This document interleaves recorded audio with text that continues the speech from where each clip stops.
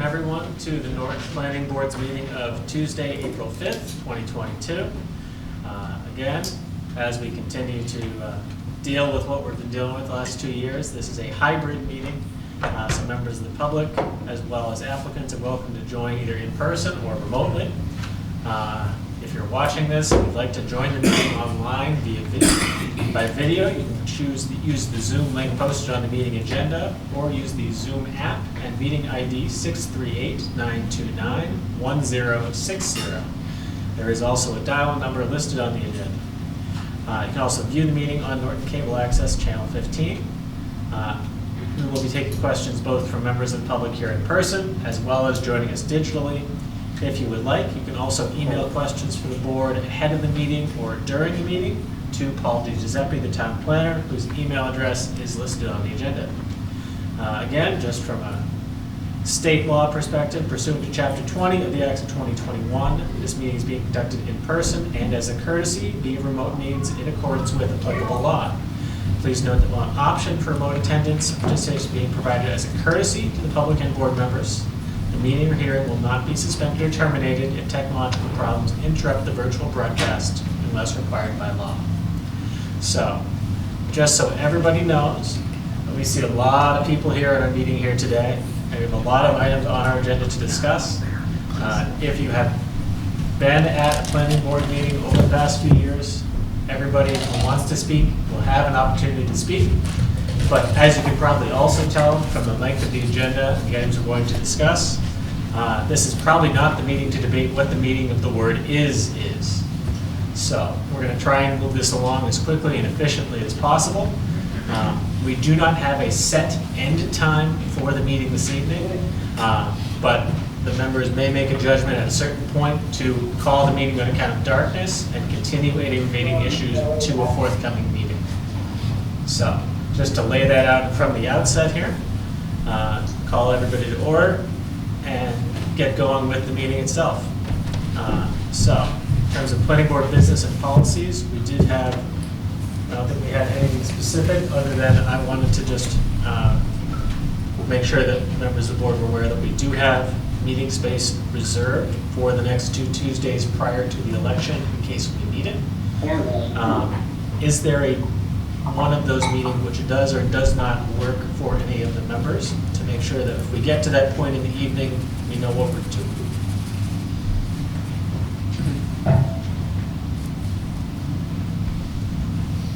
Steve? The 19th might be bad for me, but if everybody else is okay, we can do it. Okay. So I guess the preference would be for potentially the 12th, and hopefully we don't need to go further than that, depending on what we're doing. Sounds good. In terms of bills and warrants, I don't believe we had anything specifically to discuss at that point. We have a few. We have a few, okay. Well, we can pass those down. I assume we have our Verizon bill in there and a couple of other things. Yeah, this would be,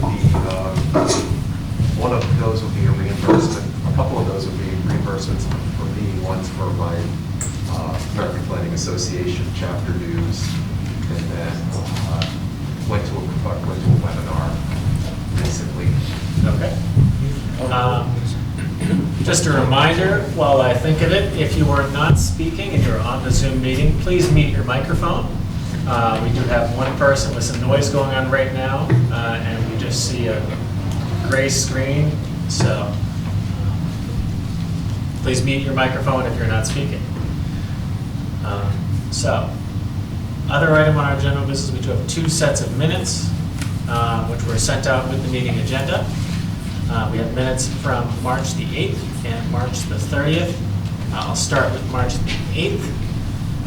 Did anybody have any corrections, additions, or anything else that they needed to discuss? Motion to approve the meeting minutes. Second. Thank you, Julie, for the motion, and Alan for the second. Is there any further discussion? Okay. Hearing none. I'm going to start at the far end. Wayne? Yes. Steve? Yes. Alan? Yes. Julie? Yes. Kevin? Kevin, you are muted.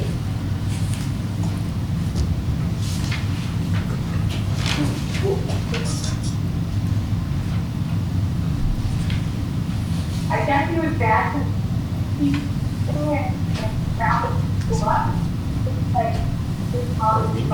Kevin, I do see that.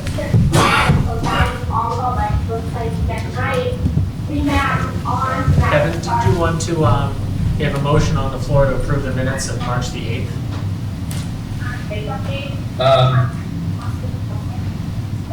Your audio just came on, Tim, so yes. Okay, sorry about that. Okay. And I will vote yes. Next minutes are for March the 30th, which was our, sorry, that's the draft decision. So that's the first item on our that's the next thing, so we are all set on minutes. I apologize for misstating. You want to go back to the bills? No. Mr. Chair, Yes. if anyone else has experienced the same audio as I, it just came on literally 30 seconds ago, so if you need to reread the introduction, for the members that are watching virtually, you may want to do that. Okay. Thank you, Kevin. Yeah, Mr. Chair, that pop-up was on there, so it wasn't. Okay. Well, in case anybody's been watching the digital meeting for the last 5 minutes, wondering what I'm rambling about, welcome again to the Planning Board's meeting of Tuesday, April 5th. This meeting is a hybrid meeting in accordance with Massachusetts State Law, Chapter 20, the Acts of 2021. And just to kind of restate what I've said before, this meeting is conducted in person and as a courtesy via remote means. Please note that while an option for remote attendance and participation is being provided as a courtesy, the meeting or hearing will not be suspended or terminated if technological problems interrupt the virtual broadcast, unless required by law, which is stunningly apropos at this moment. So, we've approved the minutes for March of the 8th, and we have a couple of bills routine for the board. The next item on our agenda is a review of findings and conditions and execution of decision for 196 Mansfield Avenue. The draft decision should have, was sent out with the agenda for the meeting. Does anybody have any comments, additions that they'd like to make regarding this decision?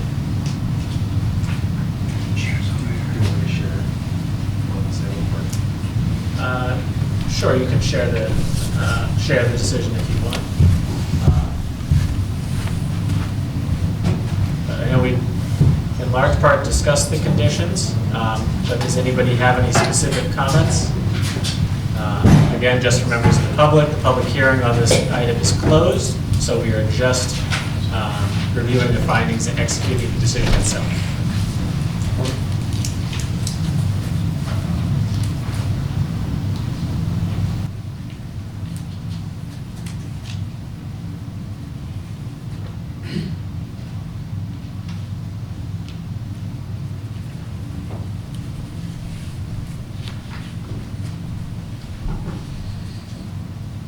Chair, I'll move to approve the findings and conditions for SP 13540 and SP 13479 at 196 Mansfield Avenue. Okay, so that's to motion to approve special permit and site plan approval decision. Okay. Second. Thank you, Julie, for the motion, Alan for the second. Is there any further discussion from members of the board?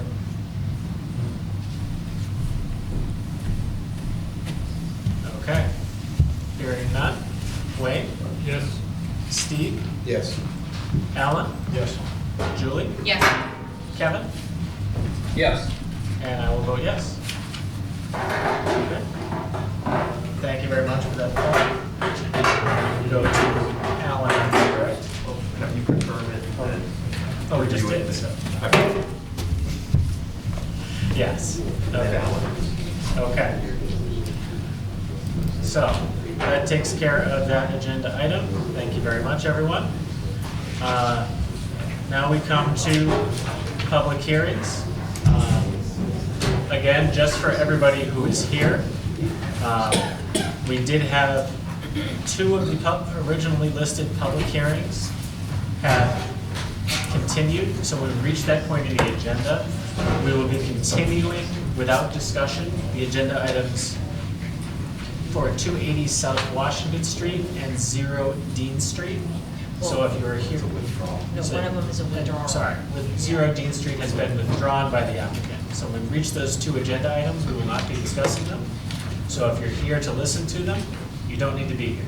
0 Dean Street. Dean Street. Thank you. 0 Dean Street has been withdrawn by the applicant. Thank you. So I just wanted to make sure everybody knew that. The first, Repeat that? sure.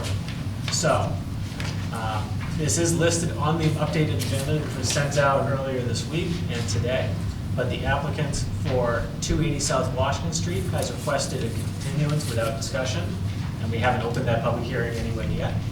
And the applicant for 0 Dean Street has withdrawn that application entirely.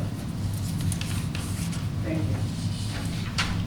So, the first public hearing on our agenda this evening is the proposed rezoning of 47 Elm Street, which is map 17, parcel 36. And the request is from industrial to the village commercial zoning district. So, from the order of operations, I'll ask the applicant to come forward and present. The board will have an opportunity to ask any questions as well as members of the public. And again, this is a submitted article, so what we are looking for from the board is endorsement from the board or not endorsement from the board. Right, which will be read at. Which will be read at town meeting. Okay, so if the applicant would like to come forward and present, if they're here virtually, they can raise their hand. She is on. Okay, Yeah, Ann is here. so, Ann, thank you very much for joining us virtually. You should have the ability to share your screen as you, should you wish. And please go ahead. Okay, let me just catch up a little bit as far as technology goes.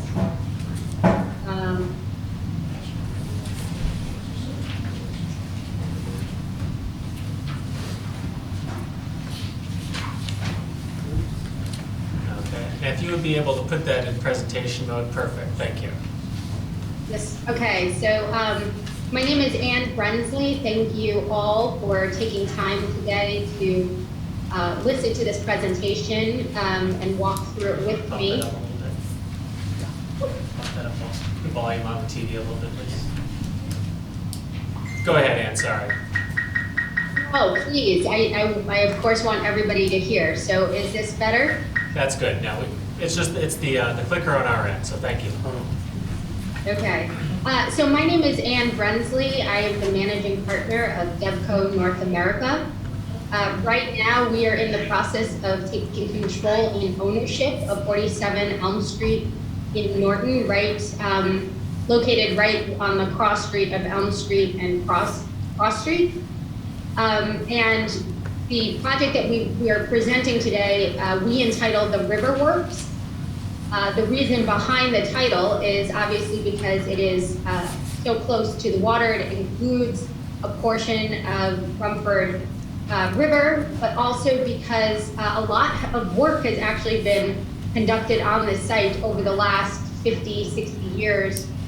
Specifically, there's been a nice history about 4 different groups who've held their manufacturing sites. So there's been a lot of production and workmanship and goods that have been produced right on the site and that have literally built parts of the community within Norton, but also parts of the community throughout Massachusetts. The project that we're envisioning is called the Riverworks, built by the community for the community.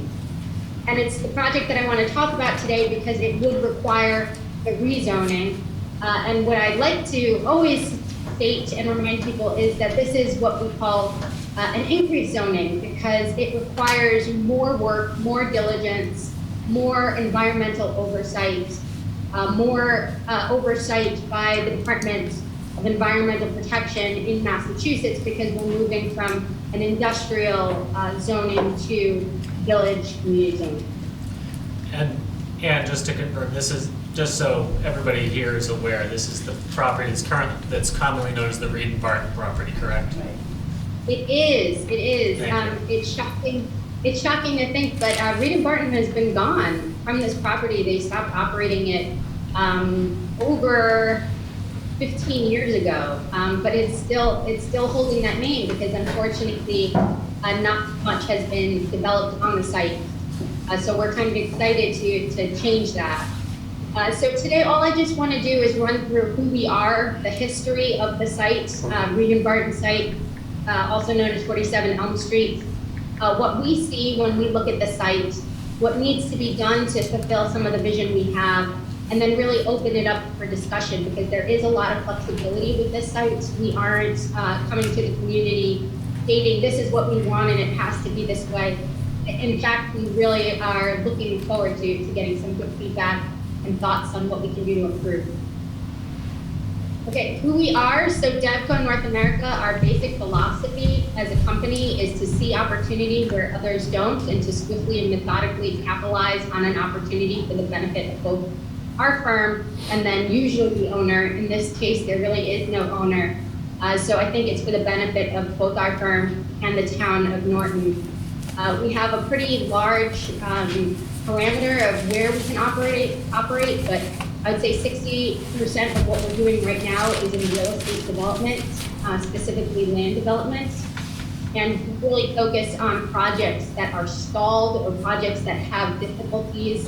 We like the projects that maybe are the thorn in the side of the town, because we like to come in, we like to take control of the situation, to remedy what is wrong, kind of utilize our legal resources, our environmental resources, our background in real estate developments, and we like to take projects that maybe really need somebody to come in, shine it, polish it, and then do something really positive with the community. So as you can imagine, this site that's been sitting for 15 years, that I think could if you drive by it enough, you start to realize, wow, this could be an amazing project, or it could become another project that sits here for another 5 years. And so we love those because we come in and we take control and we go ahead and turn it into something that's a community benefit. So that's who we are, that's what we specialize in. This project specifically is right in our wheelhouse. To just give examples of projects that we've done, we're working right now on a project very similar to this in Cumberland, Rhode Island. We own it's actually a 130,000 square foot building. It's a mill building. It's the result of unfortunately, the death of an owner, and he wasn't able to develop it the way he wanted, and it's been sitting there. It's right on the Blackstone River. We've come in, we're renovating the entire mill building. We're turning it into 110 units. Our relationship with Cumberland is very, very positive because we're not looking to put what we want up, we're looking to put what the community wants up in that space. Another example is we have the Saab Building. If anybody knows Lowell, Massachusetts, it's right in Central Street, right in downtown Lowell. You're going to be hearing more about it. We're taking the 2-story, we stabilized the 2-story building. It was actually vacant, and we filled it up with tenants. And we're now going to be doing some renovation and taking the whole second floor and turning it into housing. Again, it was a project that was becoming an eyesore for the community, and we saw something there, and we've turned it into a place where I love to go. The tenants there are really interesting, very diverse. We really like to get to know the community. So the history of 47 Elm Street, 3 decades of manufacturing were actually going on before Reed and Barton came in. Some of the buildings are still there. You see a lot of the architecture work from that period of time. The picture on the left, the black and white is what it looked like in the I think it was like the 1930s or 40s. We have that picture from Tufts University. Not much has changed as far as the basic appeal. Reed and Barton was there from 1974 to 2005. As you can see on the right, the building was actually much larger. There's already been some demolition completed. But in 2005, essentially, they stopped operating. They started to downsize as a company. In 2015, they essentially considered it abandoned, where, you know, at this moment in time, I don't think that they've responded to one legal complaint or one legal filing from any party throughout Massachusetts. It did go through a liquidation and a bankruptcy, which is something that some groups will call this a limbo period of time, because essentially you have an entity that's in bankruptcy that's gone through the process, but they still own this asset. And unfortunately, because of some of the concerns, the environmental concerns, it's sitting in limbo. Again, we love those. We love those types of projects because we come in, and in this specific case, we're probably about 85% through the process, the legal process we need to take control of the property. And once we do that, we're going to be racing forward to do something wonderful with it. And that includes really focusing on the remediation and the work that needs to be done. Unfortunately, the buildings, based on our engineer and our demolition group, they don't believe the buildings can be saved in any way, shape, or form. There's actually a lot of asbestos within the buildings, but it's not just that, it's getting into the ground. So we're working right now at looking at how to ensure that we preserve the foundation of the building so that we can take the remedial actions necessary to clean out the further down below grade. As I kind of touched upon, there are major DEP concerns. We're not intimidated by that at all. There's environmental testing that we need to get done, that's been done in the past. That includes water sampling, because we want to make sure that this becomes a pond or a river area that enhances the river, doesn't become just kind of this stopping space of deadness. It is considered legally abandoned at the moment. And what we did is we did a legal tender offer, and it's been accepted. So we will take over the Reed & Barton LLC and then go ahead and take over the deed.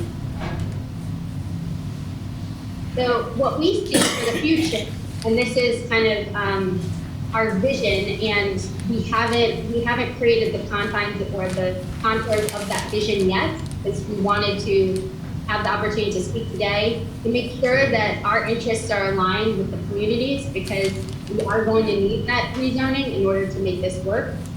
But we called it the Riverworks, and we want to have what we call the workshops, which is the concept of community shops. We don't want, large banks or anything like that, but we're envisioning a significant amount of commercial space and retail space, and then have those spaces be really kind of the necessities for the town that they are not receiving already. So we're not looking to become a huge competitor or to have tenants who are huge competitors to, those in the center of Norton, but rather smaller shops that might take up a little less room, need a little less rent, but also have a service to provide to the community.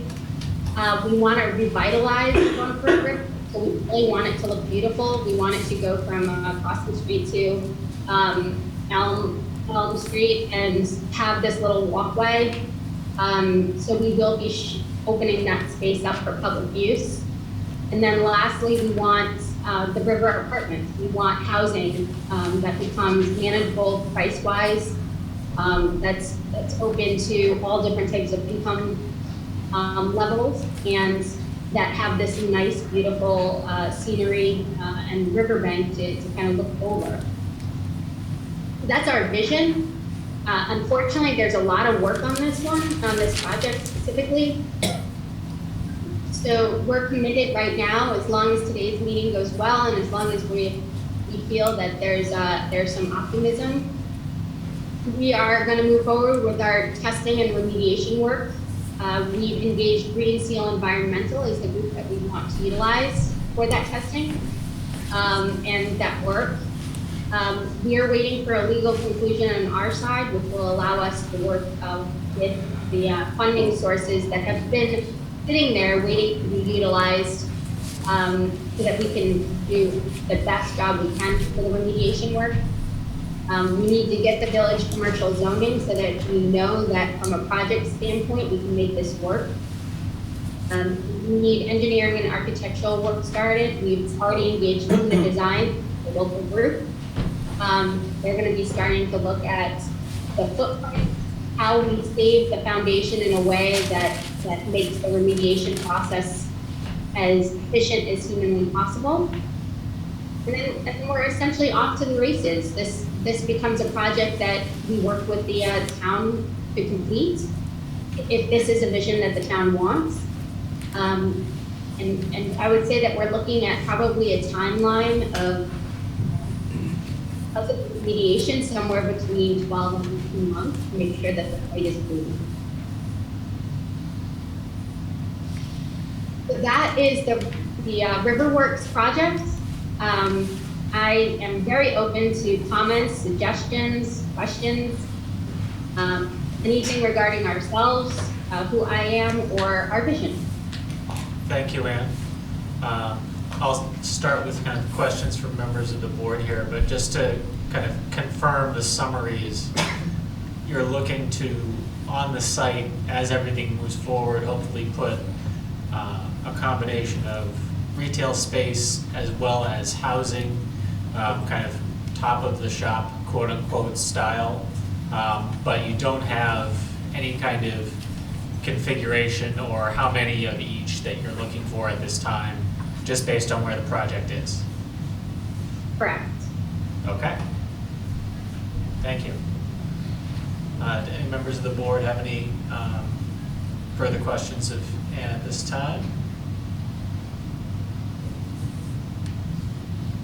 Kevin, I know you're here remotely. Do you have anything that you also wanted to ask right now, or otherwise I don't members of the public? I don't have anything to ask, Tim. I just wanted to mention that, as you know, I was on the town building committee when we were considering this property for the community center and the town hall. And I was the one that was opposed to that because of all of the work involved to get the site, you know, clean and ready for development. And I think Ann, with her firm, you know, this is exactly what we need to develop the site. And I guess first I've heard about this company, but I think we're very, very fortunate, you know, to have this opportunity in front of us. So that's all, Tim. Thank you. Thank you, Kevin. I'll open it up to members of the public, either joining us remotely or in person. If you are joining us remotely and you would like to speak, I'd ask that you please raise your virtual hand in the Zoom meeting, and we will call on you as best we can. And when you do begin to speak, we ask that you please just state your name and address for the record. I do see one person here in person with their hand up, so I will start with them if they'd like to go ahead. If you could just come up to the kind of the center of the room here, so we can get your smiling face on camera. And again, state your name and address for the record, please, sir. My name is Rob Welsh. I live at 341 South Worcester Street. And I just want to clarify, you just hear that they're going to take ownership of cleanup on this property that previously was actually looking like Norton was going to want to take it.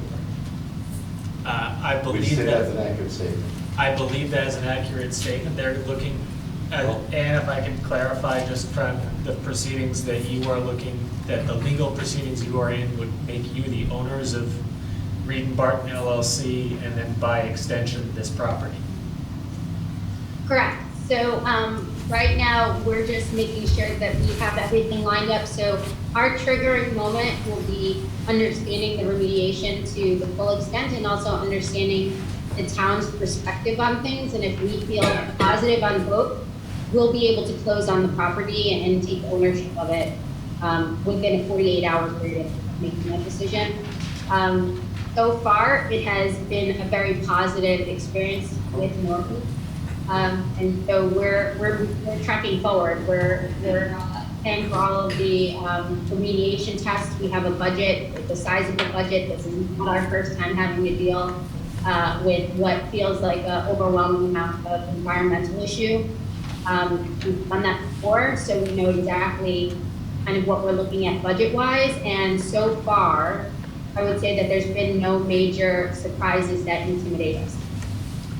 So you're not done evaluating what you're biting off, but you're pretty close and you're feeling good about it. Would that be inaccurate? Hear that very well, if somebody wouldn't mind. As far as If you the could quiz, just- I'm sorry. I think the microphones are over here. So As again, far as the- I don't want to go back and forth with the applicant, just address the questions to us and we'll, Oh, okay. yeah, sorry. So as far as,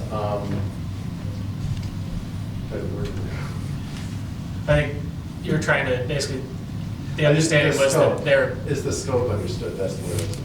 yeah.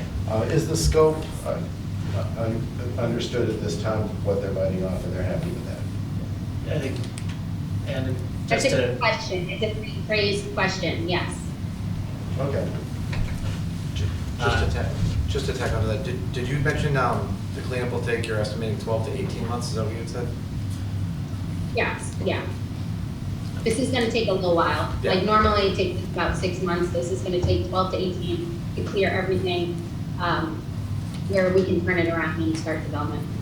Okay, thank you.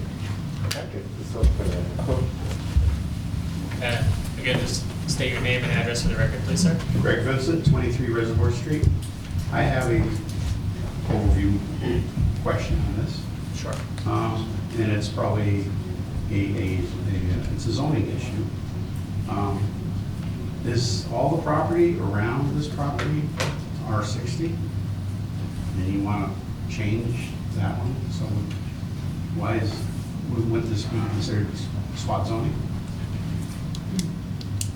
So, all of the property around this building is zoned R60, but the building itself is zoned industrial.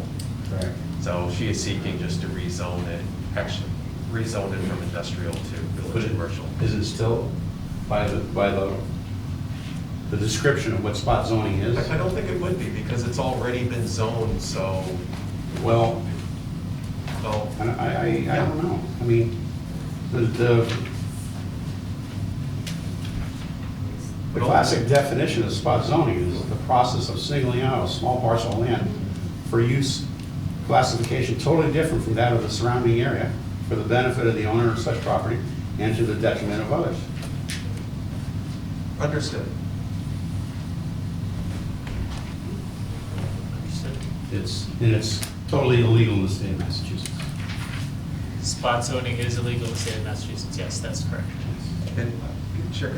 And so Greg, just so everyone knows that whatever zoning changes get approved at town meeting, we have to submit this to the Attorney General for them to review it to ensure things like spot zoning aren't in conflict. So they'll look at their state laws, and then they have 90 days to respond after we've submitted whatever gets approved at town meeting. And we do that after every town meeting where there is zoning bylaw change. Zoning bylaw or rezonings that's within town. Yeah, you have to file it with the state. Right. It's on record because it's all because of the census and how they divide up the parcels based on the zoning. And it's their way. But the spot zoning thing is they can't be brought to a judge and they can make a ruling on it based on, say, the town master plan. But they have to show a benefit to the public, not to the town, how it benefits the public. Because there have been issues with larger properties where they could not prove that it was a benefit to the public. If it's only a benefit to the contractor, then, or a benefit to the town and not the public. Thank you for your comments. Mr. Chairman, Yes? two things, correct, the town's not the owner of the property. Correct. Correct. And I would make the argument that rezoning to village commercial brings the zoning more in line with the community that's around it, not industrial. Yeah, it's a residential, R60. environment all around it. Exactly, village commercial brings it closer to R60 than industrial is currently, Well, why would we rezone it R60? because this is what's in front of us. So it's still spot zone? Sir, if you could just sit down for one moment, just to, so, I think that makes sense. We did have a couple of comments come in virtually, so I'm gonna kind of try and go back and forth a little bit to be fair to everybody. So I think we had one or two comments coming with the chat, which did have people who had submitted their names and addresses. And Paul, if you want to just kind of could you read those into the record, please? If they, Okay. One is, did you come up with these plans of commercial space apartments by already asking community members what they want or need? Have you made any inquiries as to what this type of construction or business would do to a now quiet neighborhood? And that came from Becky Harrington on Cobb Street. okay. And how many units are they planning to add? Comment on that one. And then, again, from Ms. Harrington, partnering with Green Seal, what are your plans to clean up the river? Won't construction impact the environmental integrity of the river as well as putting businesses and housing near it? How do you plan to regulate runoff and pollution? Okay. So Ann, I would just kind of summarize that just as a discussion about how you came about the idea of having a mix of retail and housing units on the property. And then just to speak a little bit, if you'd like, to the background around what the process of the environmental cleanup would be and what you know about the site at this point. Yeah, those are all good questions. So, yes, a lot of it was about feedback that we received. I don't think there was ever a dispute or anybody who told me that they wanted the site to remain as is. Instead, I received a lot of feedback about wanting a development of sorts. I had a couple of people say that they really wanted small little shops. I think from a natural inclination of looking at the site and the developments, knowing and understanding that there's a pretty strong aging community throughout Massachusetts, we've seen a lot of support when we focus on retirement communities or retirees as part of future tenant communities. So I think Norton has fallen every time I bring these ideas up, small retail shops, feeling a little bit more, village-like versus a larger center. People tend to respond very well to it, especially when I say the housing will be focused on retirement people who want to stay within a community but want to downsize from their larger homes. So that has all received very, very positive feedback when I've spoken to individuals literally through some of the signature process, through some of the town discussions. I think unless I were to get some pushback, I think the basic concept of housing, cleaning up the river, and the apartment work. I think there's a lot of question as far as how many units we're looking at, and this is where we have to kind of bridge the business side of this along with the development side of this. We're talking what could be millions of dollars in cleanup. That, if you can imagine, if I said to you, hey, do you want to buy this house that's on a piece of land that's going to require $2 million worth of remediation, we're selling the house that's 500 square feet for $3 million, you would of course say that doesn't make any sense, you need to build a bigger house. And that's what we're dealing with here. We have to make sure that the financials work. We don't tend to be a company that is stuck in any way in our own kind of cookie cutter concepts. We build everything that we do brand new to fit the community and fit the specific need.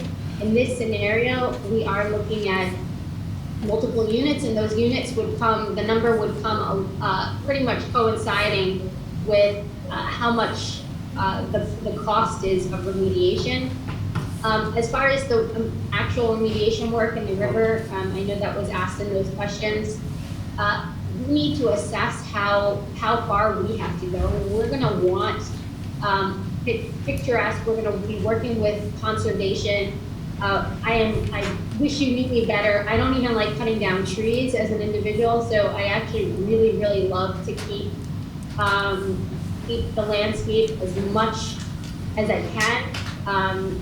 So I'll be looking to make it very picturesque in that way. But what I won't be doing, and I have to be very upfront with you to set the expectations, is I won't be taking on any more issues that aren't our issues for this facility. I have a lot of latitude to work with the town, but my budget will be based on, okay, this is our property, how do we maximize it? It likely, any type of improvements will come much more with the project itself than expanding our footprint to start taking on issues, environmental issues, or river issues that are outside of our boundaries. Thank you, and just to confirm, with the cleanup of this kind of nature, there's a lot of DEP oversight about all of that and making sure that whatever is in the ground doesn't go further. It's a paramount issue for all of us. Okay, thank you. So, I'm gonna, I do see one hand raised virtually. We have a couple other here in person. So again, I'm gonna try and go back and forth.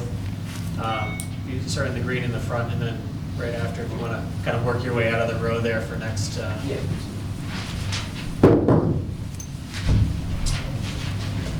So my name's Mark Sullivan. I live at 129 Reservoir. Kind of curious if the company would be, are they adamant putting in retail in that space, or could it just be residential? I know living in that area, adding additional retail, I jog in the area, traffic would not be something I'd be interested in, but I can understand fixing it up is an eyesore right now. But putting in like kind of a residential purpose only would probably be more beneficial for the people, kind of keep it more in line with the area as it is now. So your preference would be residential only and no retail? Exactly. Okay. Is that something that they'd be interested in, is what I'm asking? Because right now they have that split.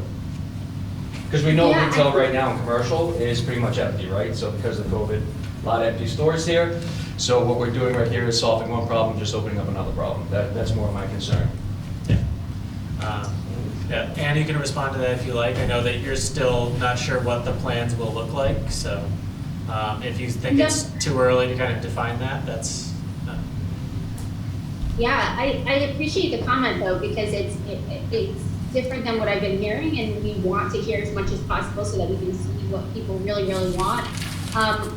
We are not opposed at all to doing all apartments, but that hasn't been the feedback that I've been receiving. So, you know, I would need a little bit more. So I think some people have been looking at this site and the location and thinking, you know, I want to sit out overlooking the water on a beautiful summer day, you know, and so how do I get to do that?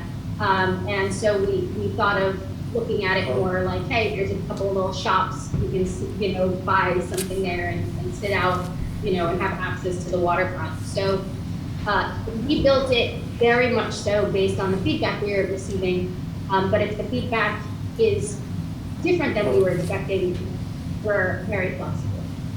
Thank you, Ann. You want to just kind of come to the middle and again, just your name, your address for the record, please. My name is Daniel Horgan. I live on 81 Elm Street in Norton. So I have a few questions for Ann regarding the background of Devco North America.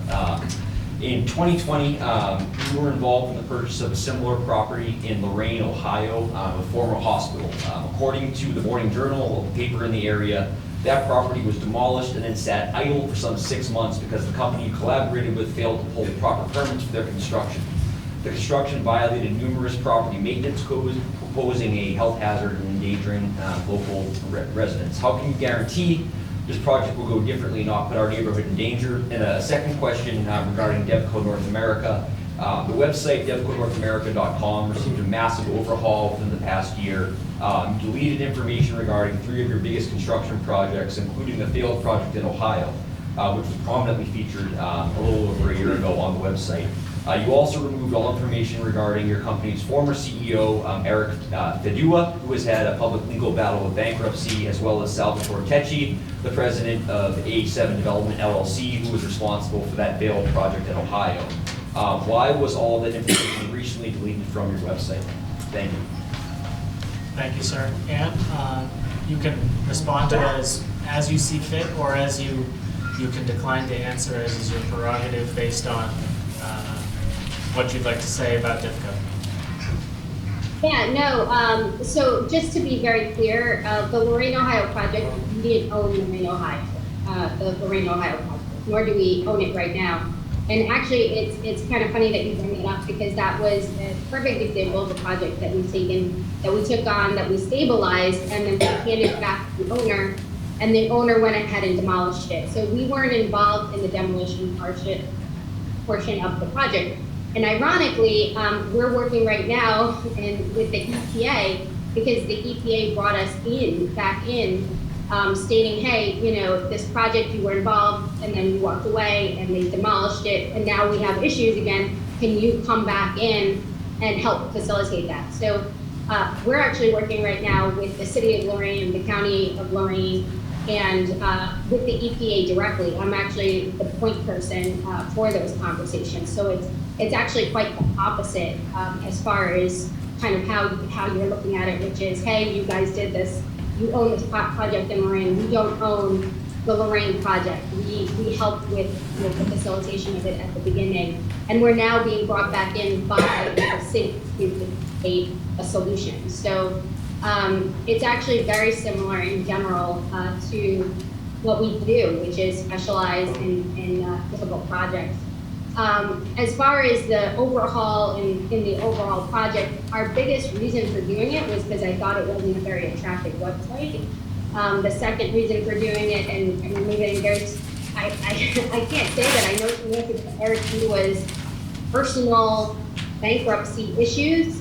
If that's what he's doing, I'm not going to make a judgment call on anybody for any issues that they're having financially, especially when you're talking about 2020. So I definitely will not be commenting on that. But Sal Tecci was part of A7. A7 Development was the company that owned Lorraine, and he was helping us with developing I think his role was advising on the construction. So I don't keep people around who are supposed to be advising on construction and have a major construction issue. So, but DEFCO, I've been working on these types of projects I started in doing a lot of traditional investments and started looking at alternative investments about 12 years ago. So we've been working on projects all over the country. We're working on a project right now in Naples, Florida, and it's under construction and is going really well. And it took probably almost 2 years just to get everybody really focused in on a project that was hurting Naples, Florida. So we love the projects we do. We love our track record as of right now. And we're excited. So that is unfortunate that you found that out, but that wasn't accurate. Thank you, Ann, for your thoughts. I'm going to go to a couple people joining the virtual meeting now. I'm going to come back to the additional comments in person. Lisa, I believe you have your virtual hand raised first. If you'd like to unmute and then again state your name and address for the record, please, and go ahead. Sure. Lisa Carosa, 34 Cross Street. I'm a butter to the project site. Full disclosure, I am also the vice chair of the Norton Conservation Commission, and my comments and questions tonight are focused or from the perspective of an abutter and don't represent the comments of the Norton Conservation Commission. I'm just curious, you did mention that you had feedback, and did you solicit that from the neighborhood or was it the town? I mean, I wasn't approached, I don't think anybody in the neighborhood was. I think what would be really beneficial is if we could have a workshop or two with the neighborhood, to direct abutters in the neighborhood. So who did you solicit feedback from? the town and the community members that we could interact with. But that is absolutely part of our overall process. So we aren't looking to say, hey, this is our project. Can we close That's the it. presentation That's so where we're we can see the going. participants? We want everybody to be excited about the project. Have her close her presentation I'm so we can very see. clear with our People financials. speaking. So this project has a lot at the front. Rid of her screen share. I suspect that there's a lot of people who know exactly what I'm talking about, and hopefully everybody will understand why we need certain things to be done. But we're very open to that conversation. Thank you. Okay, I guess my biggest concerns are looking forward, traffic. So Cross Street, as you know, is named Cross Street for a reason. It's a cut through to the highway. I mean, I live 500 feet off the street, so I'm not directly impacted, but in the winter, it's barely passable for 2 cars. It's, you take your life into your hands walking down the street. So that's something I would ask you to look at, is traffic. I think it's going to be a huge deal, because obviously depending on the number of units you have, we're looking at apartments generate 8 trips per day per unit. So multiply that by the number of units, and that's how many trips you can expect back and forth. And I'd also ask you to look at pedestrian safety in the area. And then in terms of the retail, the noise associated with that potentially for,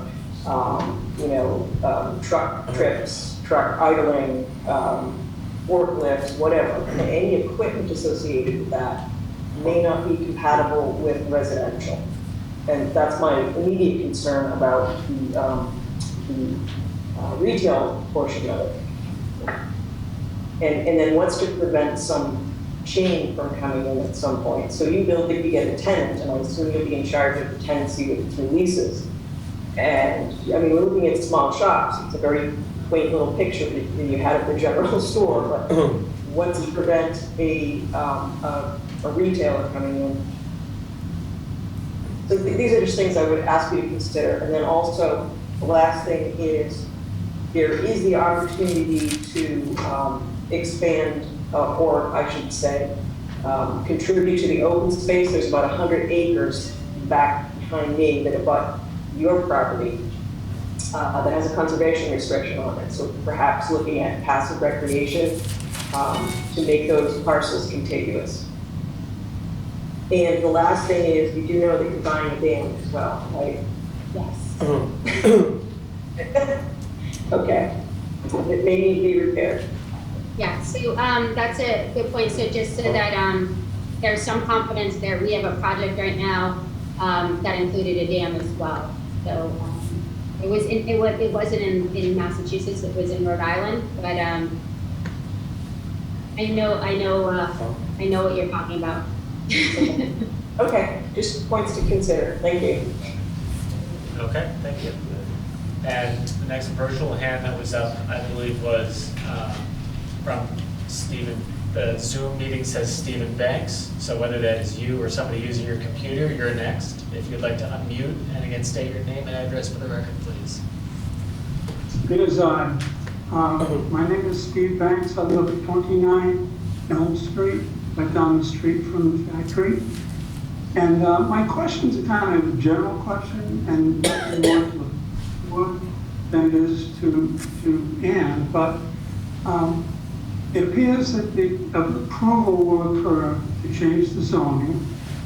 It appears that Ann wants a zoning change to meet the purpose of what their vision is for the project. So my question is, what happens if Ann's company and her vision totally changes? Like, I looked over the document, and it's a very wide range of what could be done in village commercial. So what is the process for that?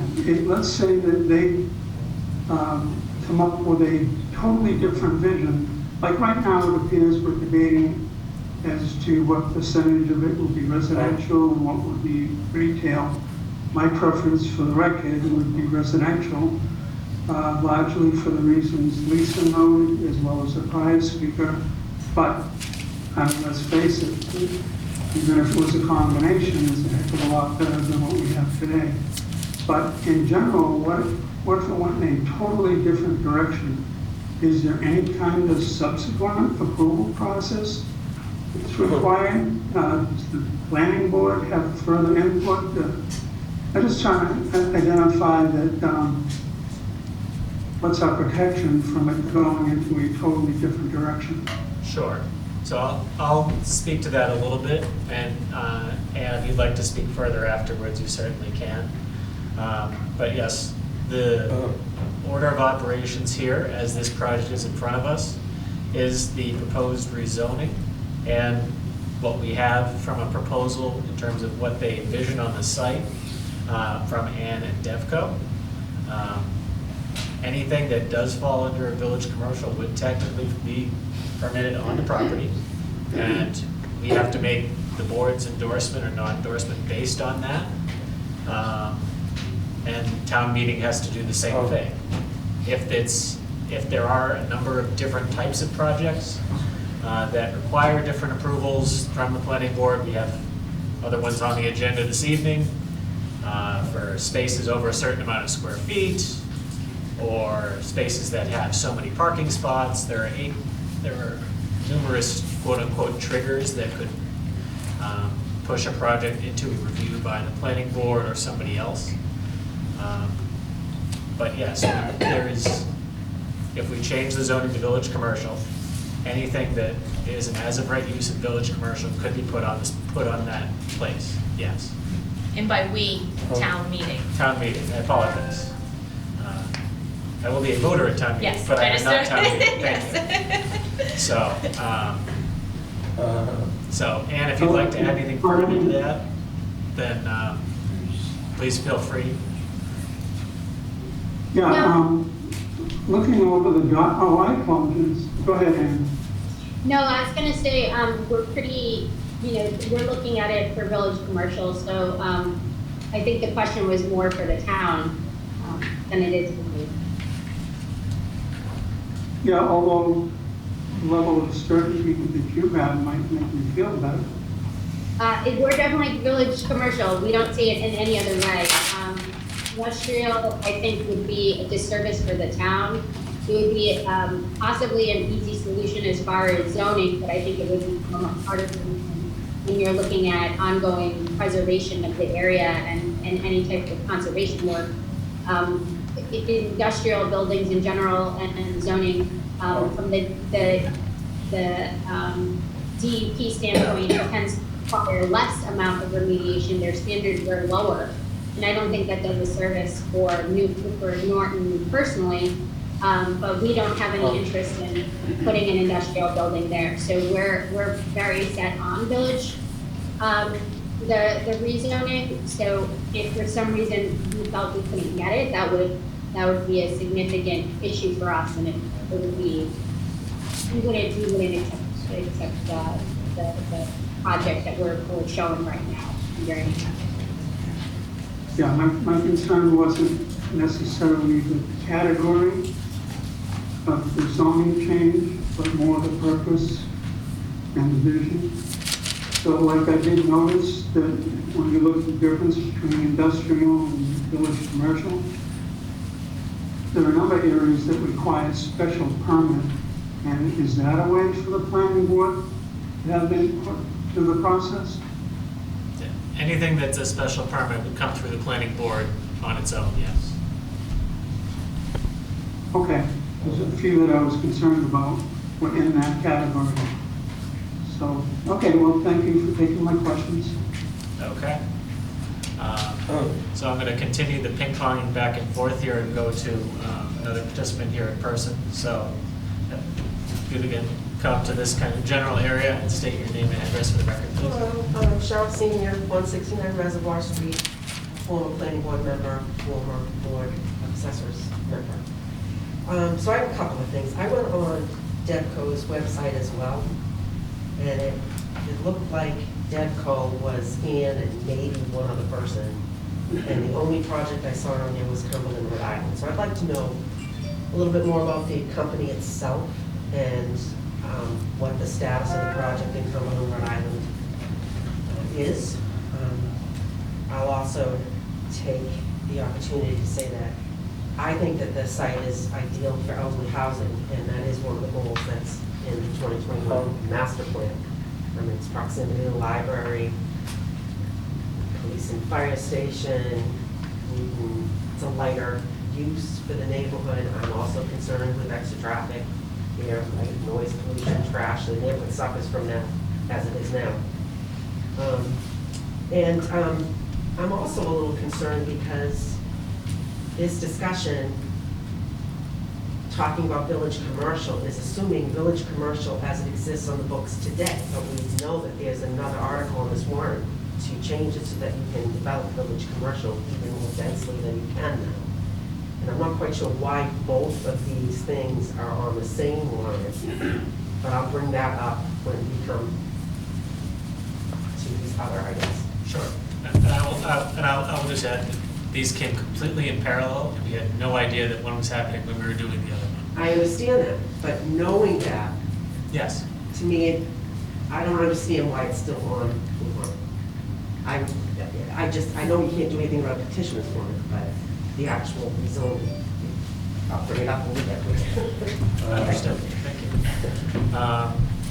And I know you already went into a little bit about the background and development history of Devcos. If there's any further color you'd like to add, I'll give you the opportunity to. Otherwise, if you feel you've covered that ground already, we'll move on. Yeah, I would say, just to be specific, 32 Meeting Street is just one of the projects that's underway right now. So in the future, and just to take note as we go through this overall process, that could be, a significant amount of time. The projects that we put online are the projects that we're working on right now. So they're the very active projects. So 32 Meeting Street is an active project. We're in the midst of deciding whether from a foundation standpoint we can save the first floor or whether we're going to have to do the second floor. Lowell is the same way. It's an active project. You can drive by it. We're working on it as we speak. And another one that's on the website is the emerging technology application that we help turn around that has to do with a fintech solution. So those are active projects. Projects that we're also taking on is a project, a site that we're developing right across from the Gilman's, up-and-coming Gilman Peace Station in Somerville. A project that we went ahead and already moved on from was a 54-unit residential project in Allen Street in Somerville. We went ahead, we turned around. There's a project very similar to this one. It included a dam, it included a lot of remediation issues, it included a distressed scenario, was in Cranston, Rhode Island. We literally closed on that on Friday. And when I say we closed, we went ahead and gave it to a larger developer. Who's now turning it into over 300 residential units with an awesome shopping center. So that's a project that was in the past that's very comparable, but we'll be taking this project a little differently. Okay. Which one of those was Cumberland? I think she So mentioned that Cumberland- right at the beginning. Okay. Yeah, I missed it. it's 110 unit residential mill building renovation. Is it ongoing? Is it, I'm sorry, She's say that asking again? if that project is still ongoing, and I believe you had said that yes, it is. Yeah, anything online that we talk about is ongoing. So that'll be another, 18 months or so. But that's like this project, except, already past the remediation. Okay, thank you. Number of employees, I missed that. That wasn't asked, but I think that was the first question I asked. I'm sorry. How many people work for Devco? yeah, if you'd So- like to speak to the size of the company, you can. I know that different investment firms work in a number of different structures, so that may be a challenging. Yeah, so every project that we do is in its own LLC and has its own various partners. Right now, for this project, the only partner that's involved is Devco. It's very likely that we'll have another partner that comes in, especially on the construction side. But every project that we do has its own limited liability company, and then every project has its own team of associates. But that's, by the way, that's very standard. So we aren't, an Avalon Bay would be somebody that you would look at and you say, they have 20 employees. Devco is much smaller than that. We aren't an Avalon Bay, but at the same time, Avalon Bay wouldn't be involved in this type of project. Okay. Thank you. Then we have additional question coming in via the virtual meeting. I see it's the last name Harrington. So again, if you'd like to unmute and if you'd like to go on camera, you can. You're not obliged to, but just state your name and address for the record, please. Rachel Harrington, 45 Pop Street. Thank you. I would like to echo some of what Lisa had said, and normally I wouldn't feel that it was needed to repeat a point, but I feel like this needs to be stressed.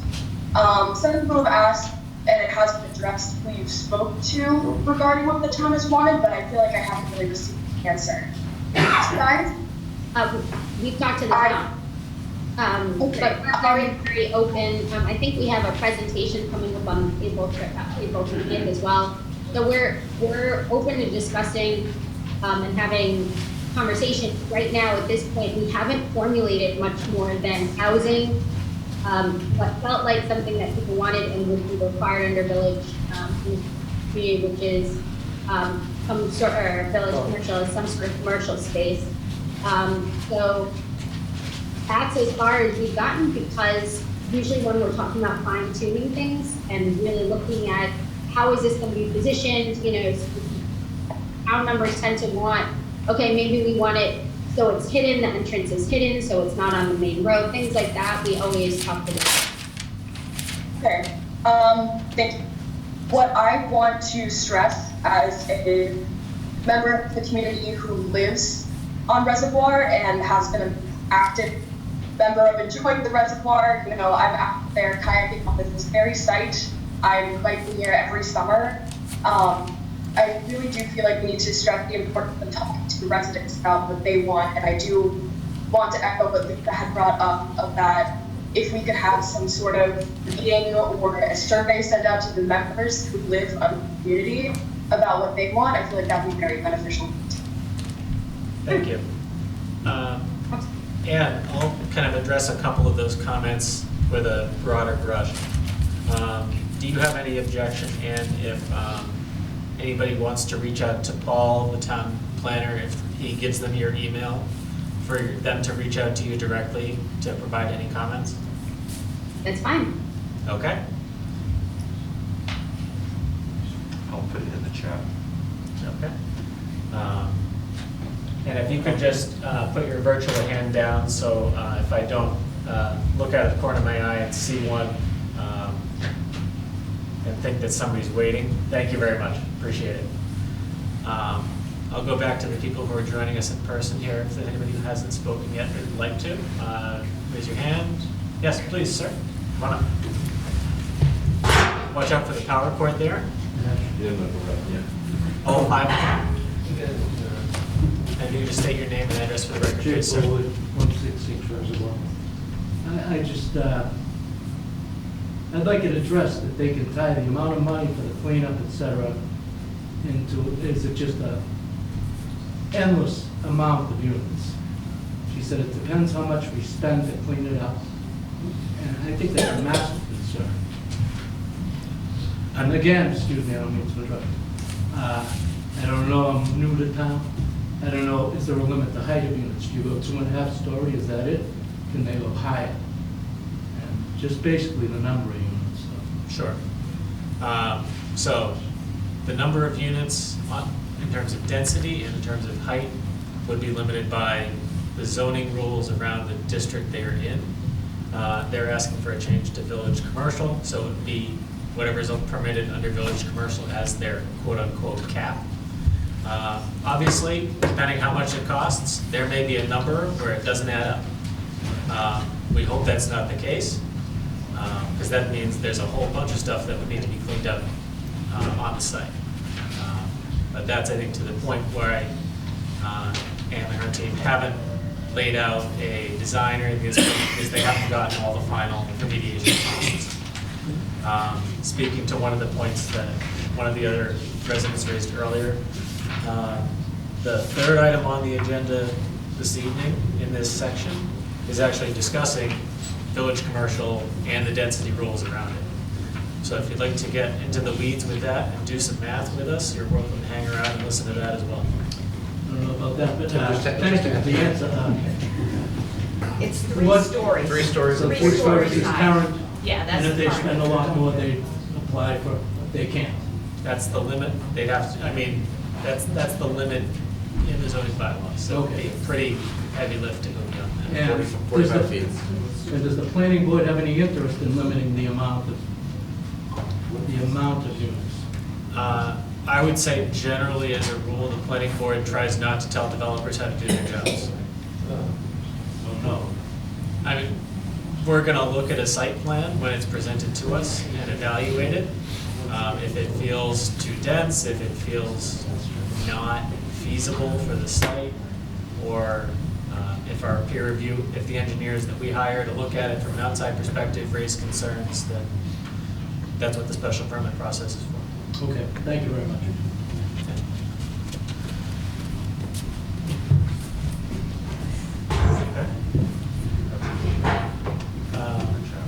Okay, we did have a couple of messages come in via chat as I continue to try to manage technology here.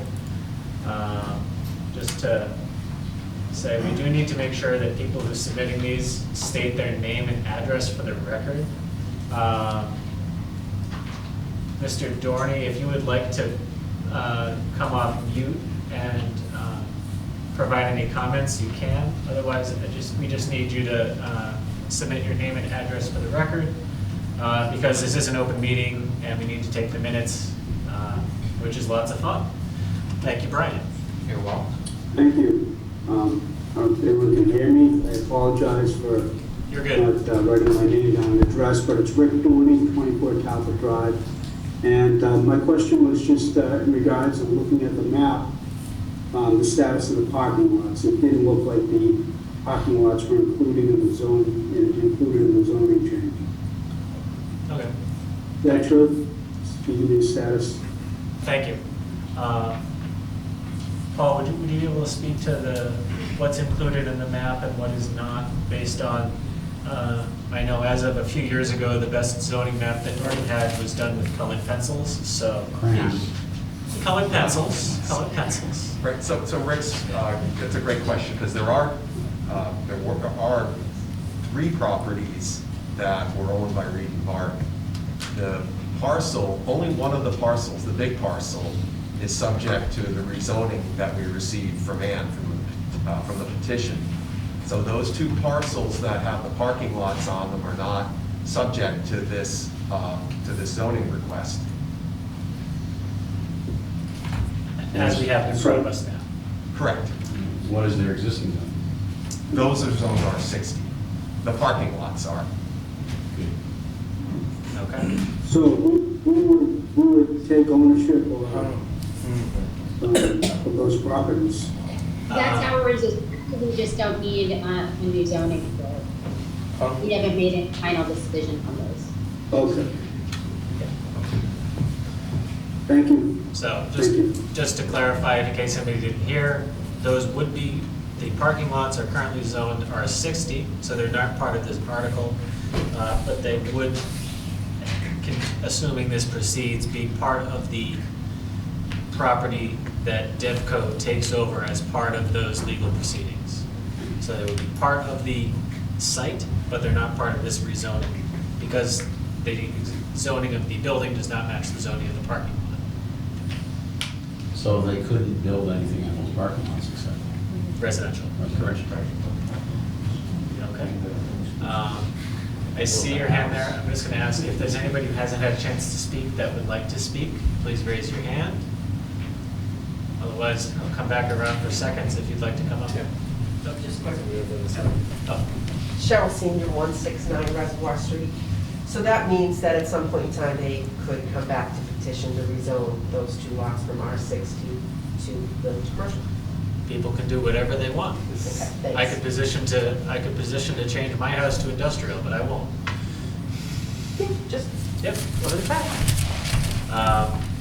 Let's see, there was one gentleman over there had raised his hand, so I'll get to you right afterwards, sir, if you'd like to come up. Thank you, Steve. Thank you. Richard Walter, 22 Pine Street. I just wanted to express my enthusiasm for something new coming into Norton on that eyesore of a property. And I know it's going to be tough for people in the area, in the neighborhood, to kind of accept that there's going to be a lot of traffic, and that really falls on the town. The majority of the traffic entering and leaving is going to go down Elm Street and dump out where Pine dumps out, and traffic light is going to be required. It should be in before it happens. But beyond that, I think with proper foresight on what type of retail, with possible limitations on hours of operations and stuff like that that might fit into a neighborhood and accommodate elderly housing, would be a great idea. I see nothing but good, but the traffic is going to be the major problem.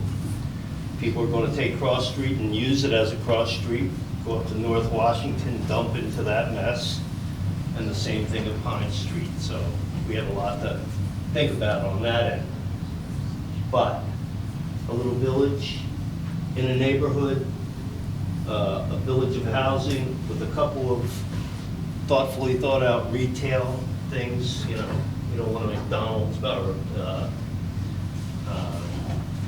I don't know, We a don't need another restaurant Dunkin'- we open don't need till another 11 Dunkin' o'clock Donuts. at night, you know what I mean? Everything has to be taken into consideration, so, you know, I welcome it and I hope we can move forward. Thank you. Thank you. Greg, I see you there. We did have a gentleman who wanted to speak initially. So please come up and state your name and address for the record, please. Paul Krogan, 27 Reservoir Street. I noticed, just a quick question and curiosity about the parking lot across the street.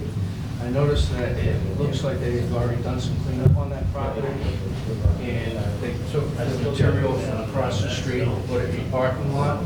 Are they responsible for the contamination, if there was any, in that parking lot too? or?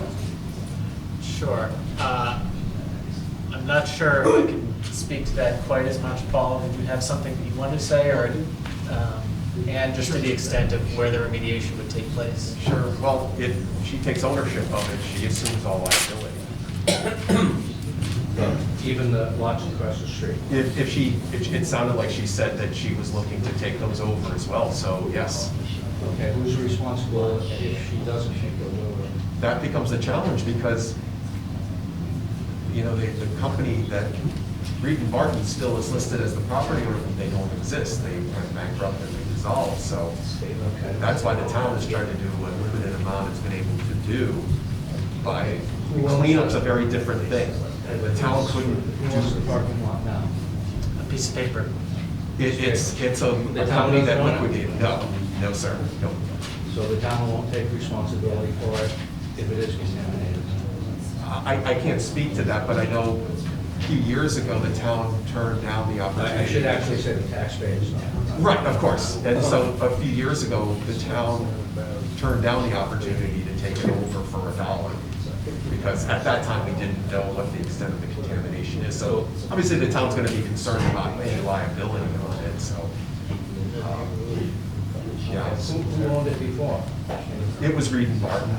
Reed and Barton, so nobody owns it now? Essentially. So who let Reed and Barton off the hook?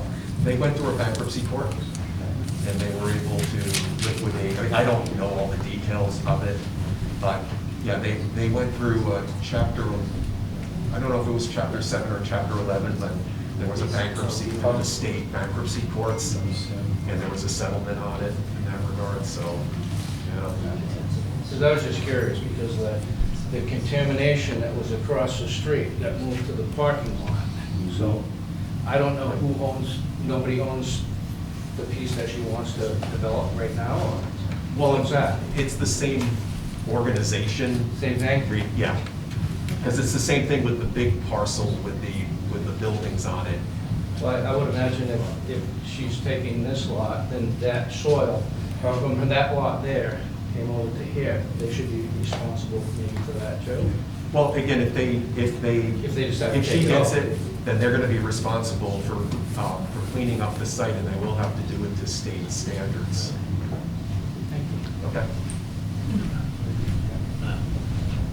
Greg, I think you had an initial comment. Again, just Yes. state your name and address for the record in case anybody's just tuning in.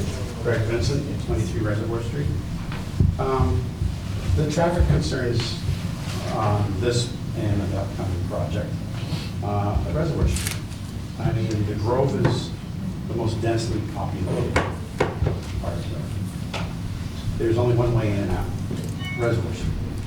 Yeah, you can go down Cobb Street, you can go down Elm Street, but you gotta go on Reservoir Street first. So adding density to already the densest part of Norton is something that needs to be thought about. Narrow roads, narrow road, residential, no sidewalks. It's very dangerous to jog around Reservoir Street. I don't jog obviously anymore, but I used to it. So yeah, density, traffic is of a major concern. So any way to lessen that or not be a major contribution. And to address the contaminated soil that ended up in that parking lot and sat there for God knows however. That's all wetlands, man. That's my backyard. That's I on Reservoir Street. That I cut through the wetlands. I ended up in that parking lot. So that could have just got into those wetlands, and we are part of the aquifer. It's just it was a Zone 3 watershed reserve. Just to keep that back of whoever might have to clean that up. That's all. Thank you, Mr. Vincent. Yeah, there's a... Yep, please, sir. Sorry, you're not in my direct field of vision, so I apologize not for seeing you earlier. Tim Senior, 169 Reservoir Street. Now, they've already torn down 2 buildings there on Regenbach property. All that runoff property's gone into that pond. All that stuff is settled to the bottom of that pond. Who's gonna clean that up? And then when they build something new there, where's all the extra water coming from that we don't have in the town? We don't have enough water now. And when the wells run dry in the summer, on hot summers, we don't get water, we can't even water our gardens. Okay? Where's all this extra water gonna come from? We've already built huge apartment complexes up on 123, the water's going there. Every time you have some other people in places, they keep using more and more water. So where's that gonna come from? We're not on the MRA or anything like that. You know, we don't get water from the state, from the water. All water comes from Canada, aquifers to the town. Where's it gonna come from? Thank you. Just to kind of restate again, I think, and the position of DevCo is that you're looking to take over the Reed and Barton LLC, which is all of the property on that site that Reed and Barton owns, and all of the problems that come with it. Yes. So are they gonna dredge? Sounds like a lot of fun to water? And all that cleanup would be done according to DEP standards, basically. Yeah, and feedback from conservation. And just to address this question too, water and sewer would also be reviewing any proposed project. So they would be looking at that water issue as well, the water and sewer department, to ensure that there's an adequate amount of water to sewer. We're gonna have an adequate amount now. I try to let the Water and Sewer Commission do their jobs, and I hope they let me do mine. That's as best as I can do. Okay, that's not an answer to the question. Do you have any additional questions or comments from members here? Anybody joining virtually? Again, the board has come up with any questions at this point.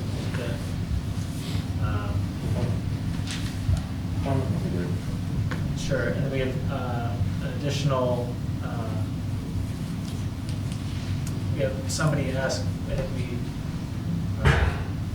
we have one person asking for providing the height and density info version of village commercial zoning. I think we did that to a point, and we're going to talk about it again in a minute. And there was another question in terms of whether you have done specific reviews in terms of wastewater and sewage, whether is sewage hookup available on the site, or whether you're not at that point in the plans yet. Actually, it's normally further down the line, but we're going to have to hit that head on very shortly because the sewage is actually one of our bigger problems in our mind. We want to make sure that we understand that. So normally it would probably not even be until after we had our phase 2 report and some other part of the remediation, but it's probably going to be one of the first things that we do over the next couple of weeks. All right. Thank you. And just to restate, that question came in from Ms. Susan Rich, 15 Reservoir Street. I would do one additional question, which isn't attributed to anybody, but I'll answer it. Yes, we have to have a public hearing for any special permit. So if there's any project that comes forward either on this site or another site that meets the criteria for a special permit, there will be additional public hearings and notices for abutters appropriately. Greg, you want to come one more time? Yeah. Please do. One last question. Is there sewage on Elm Street? There is not. Huh? No, there isn't sewage. Oh. It's The currently. picture gets also- bigger now, okay. Yeah. All right. Okay. It's a site with a lot of challenges. and So that's- we're and that is looking one at of them. Elm Street, Reservoir Street, Mansfield Ave. Okay. Are there any additional questions here? Members of the board? If there are any questions that we have of Ann and her team that we'd like them to follow up on, I think I've rambled long enough, so if anybody here had additional questions they wanted to ask, they could. Otherwise, we would look to close the public hearing and look at an endorsement or a non-endorsement based on what we've heard tonight. And again, if anyone would like to reach out to Ann directly to provide comments, Paul is happy to give her email, and she's agreed to that. So, do you have your hand up for? No? Okay.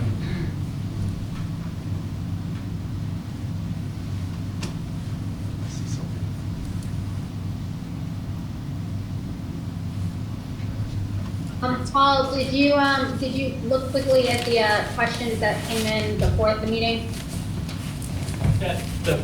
If you're speaking to the email that was forwarded to you, that resident already spoke. Oh, great. We did have a question. Yeah, I mean,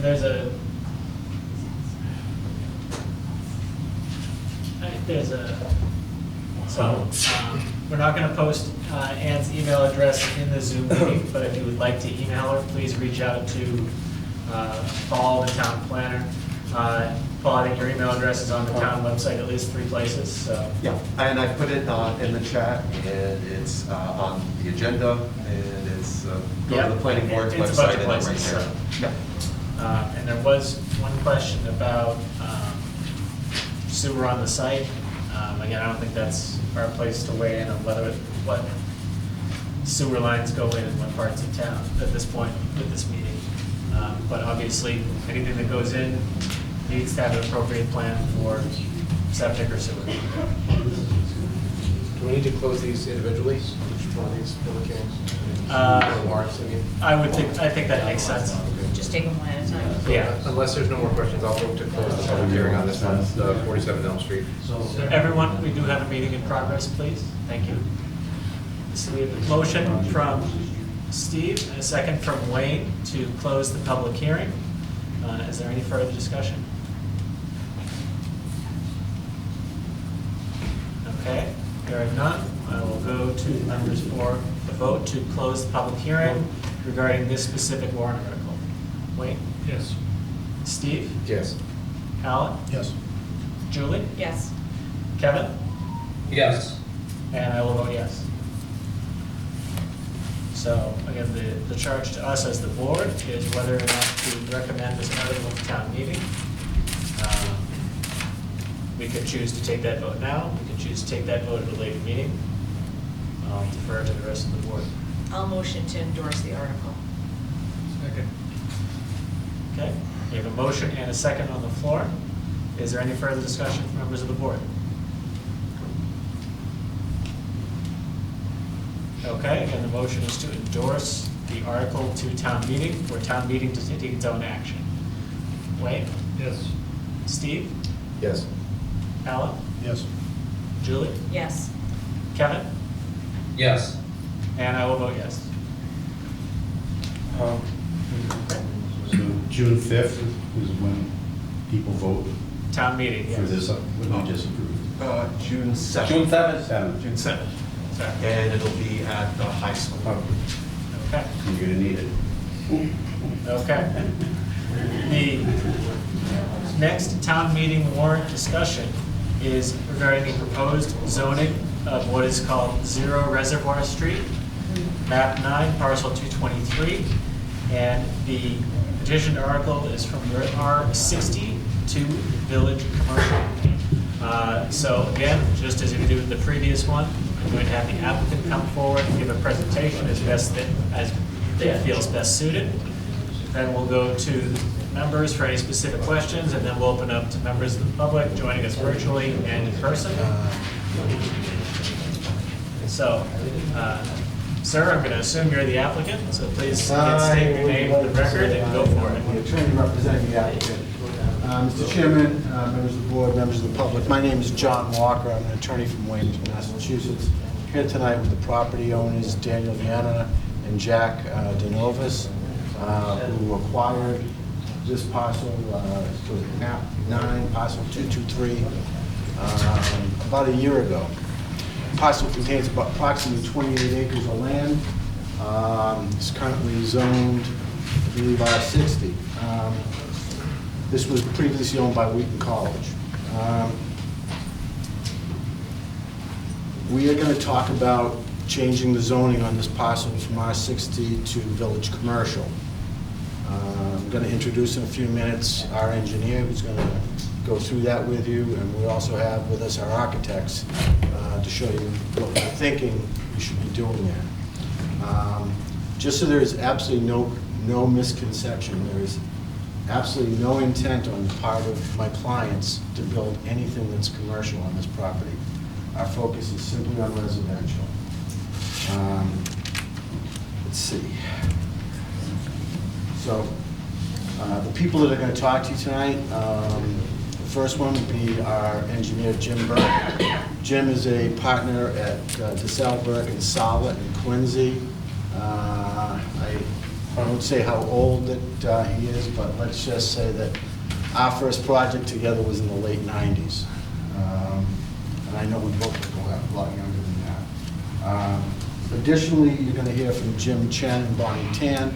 I believe Jim's going to be speaking tonight. He's our architect. He has been doing residential and commercial properties for probably about 20 years. We've spent some time thinking about this project, about what we think, and you guys have reiterated some of the concerns relative to the property, and we've taken a look at your master plan, we've thought about that as well. And so I think that relative to this parcel, I think what we're going to propose is appropriate. The thing that we will also be talking about is that my clients own 2 adjacent parcels as well. And those are going to be part of the discussion, but they're already zoned in adequate format for us to use for what they intend to do. So without any further ado, I'd like to introduce Mr. Jim Burke, our civil engineer. Is it work with the boards up old school or? If you'd like to, you certainly can. I think we were going to share it on the TV as well. So, You want to share? Yes, absolutely. We'll start off with the first screen, and I'll just give you the high sign when we're changing. Okay, that works, all right. So if you want to just kind of come to the middle here and address the board, and please go ahead. That's good. Good evening. Again, my name is Jim Burke. I'm a registered professional civil engineer for a number of years. And not to, continue with what Jay was saying, but we've been involved in this site for about a year now. And you can see the parcel. This is the sign that's actually up on the parcel now. What we're all about is just changing that zone from R60 to village commercial.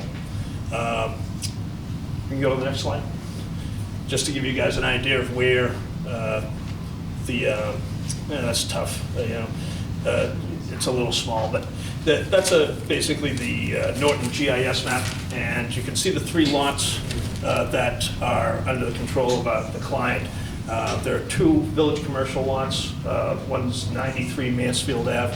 That's an old house that's we're going to be looking to tear that down. Behind that is a vacant lot. It has an address of 0 Mansfield Ave, and one that we're talking about is 0 Reservoir Street, and that is the one that is R60. Maybe we can go to the next. I don't know if you guys had a good chance to see where everything was, but That'll do it. there you go. Yeah, this one's There's a better. good one. So this is the lot right here that we're looking to change the zoning, and these guys are already village commercial. If you can zoom out, you can see the existing conditions of the parcel. We've already delineated the wetlands and going through the ANRAD process to find out how much developable land is out there. Where's our upland? And the ANRAD, I think we're going to be appearing in front of the Conservation Commission, their first meeting in May, to get that wetlands line finalized. So what you're looking at is existing conditions detail map, but it's showing topography, and the wetlands line as it abuts the Norton Reservoir. You can see the amount of frontage that we have on the Norton Reservoir is fairly substantial. And but the topography ranges and this knob here. I don't know if anyone's had a chance to walk the site, but it does. It rolls pretty good. You're up probably about 122 elevation here, with the pond's at 102. The water elevation, I should say. Excuse me. So if we can go to the next slide. So that basically, shows the zoning again and what we're trying to accomplish. Here's our village commercial. We directly abut the village commercial, and we obviously directly abut the R60 as well.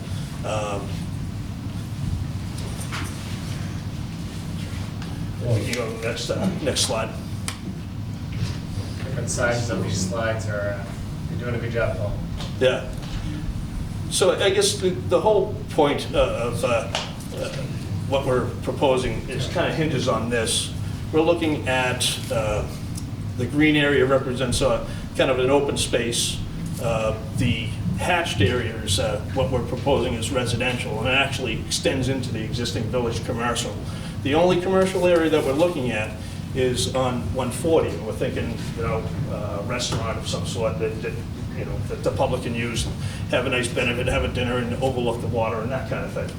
The only way that kind of works is if we can get some sewer down there. And the only way we can get the sewer down there is to spend some money, and to get that, we need the density, the residential density that the 60 doesn't allow. And then we wanted to go to village commercial.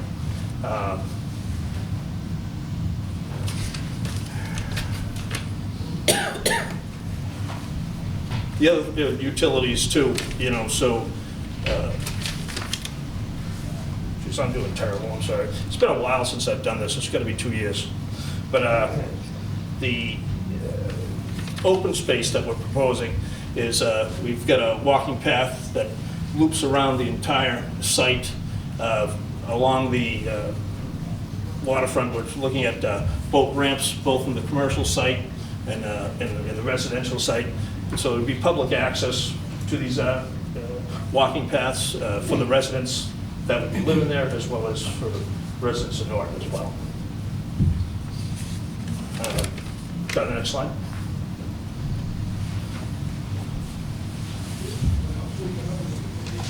Is there one? There is. Oh, there we go. It's just going back and forth in page sizes. That's okay. So the on this particular thing, this is where where the sewer actually exists. This red line right here, we've got about, I want to say, 1,500 feet of sewer. That invert on that, I measured that, and I did a real rough design. I can get a gravity line to the site with about a 4 to 5 foot invert at the site, connecting up to that existing sewer manhole. It's like just past Elm Street. Just to make sure. Sewer, meaning? Sewer. Sewer, okay. Yeah. I was Sorry. sure you were saying sewer or sewer. Yeah, So that's I wanted to fine. make sure that I was. Doing too much of a Boston accent, sorry about that. Don't apologize. But to bring the sewer down to that site, we obviously, this is actually, our site's kind of below that. And so we'd have to actually, our site would be gravity and sewer with a pump station. The pump station would probably go down where the commercial building is. What this does, I think, is actually makes that commercial lot, allows to be remain viable as a commercial lot. Right now, it's not. But then we've done some test holes out there, and the soils will not support a Title V system.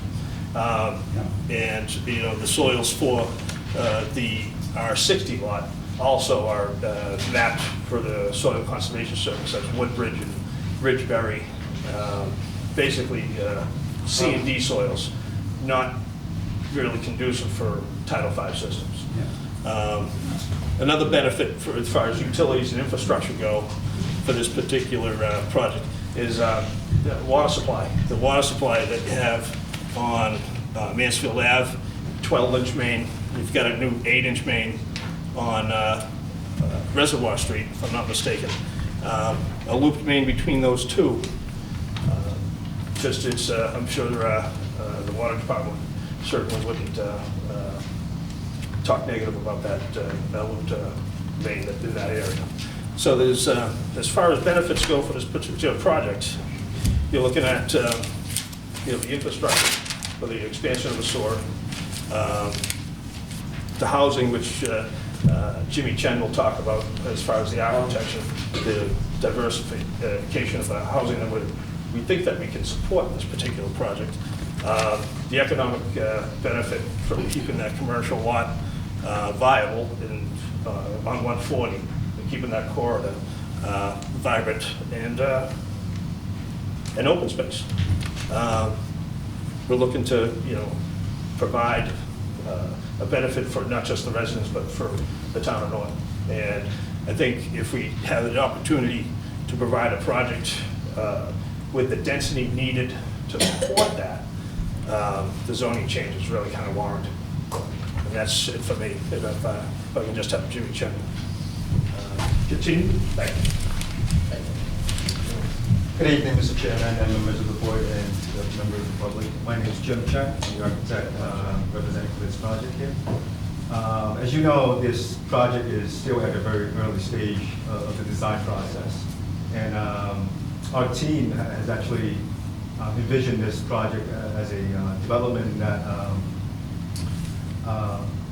contains these communities with multiple homes and styles that range from ranch style homes to colonial style, even from two-family duplex homes to townhouse style homes.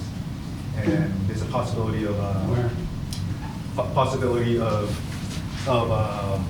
commercial building right along Mansfield Ave.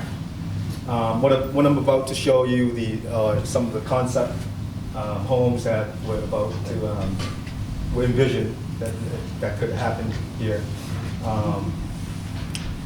And by no means these colors or any kind of architectural features were married to it. You know, that could potentially develop down the road later on into the project. The first style homes that we're thinking of is a Redstein Home, which is a typical entry-level, first-time home buyer homes. These are range from 1,500 square feet, two bedrooms, one bath, a single garage, single-story homes. If you go next slide.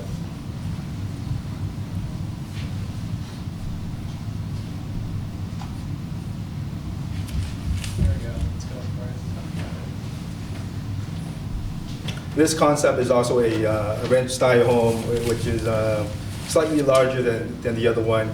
It's probably best for a empty nester, range about 1,500 square feet, about two bedrooms and a bath, and a possibility of a two-car garage. Next slide, please.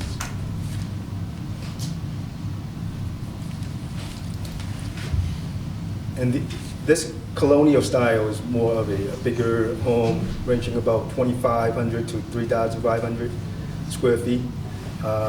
Three bedrooms, two and a half bath, possibility of a two-car garage right at the side of the building. Next slide, please. There's also another option of a Colonial home, slightly smaller than what the previous one, right around 2,500 square feet. Also 3 bedroom, 2 bath, 2-car garage, 2.5 story. Next slide, please. And we could potentially introduce some 2-family townhouse style duplex. These are around the range of 2,500 square feet to 3,000 with 3 bedrooms and 2.5 bathrooms, with the possibility of having a garage either on the side or entering from the back of the house. So first level will be the entry, and then second level will be the living space, and then third level will be the bedrooms. Next slide, please. And then these could be the townhouse styles, a row of 4 or a row of 6, very similar to the duplex. Next slide, please.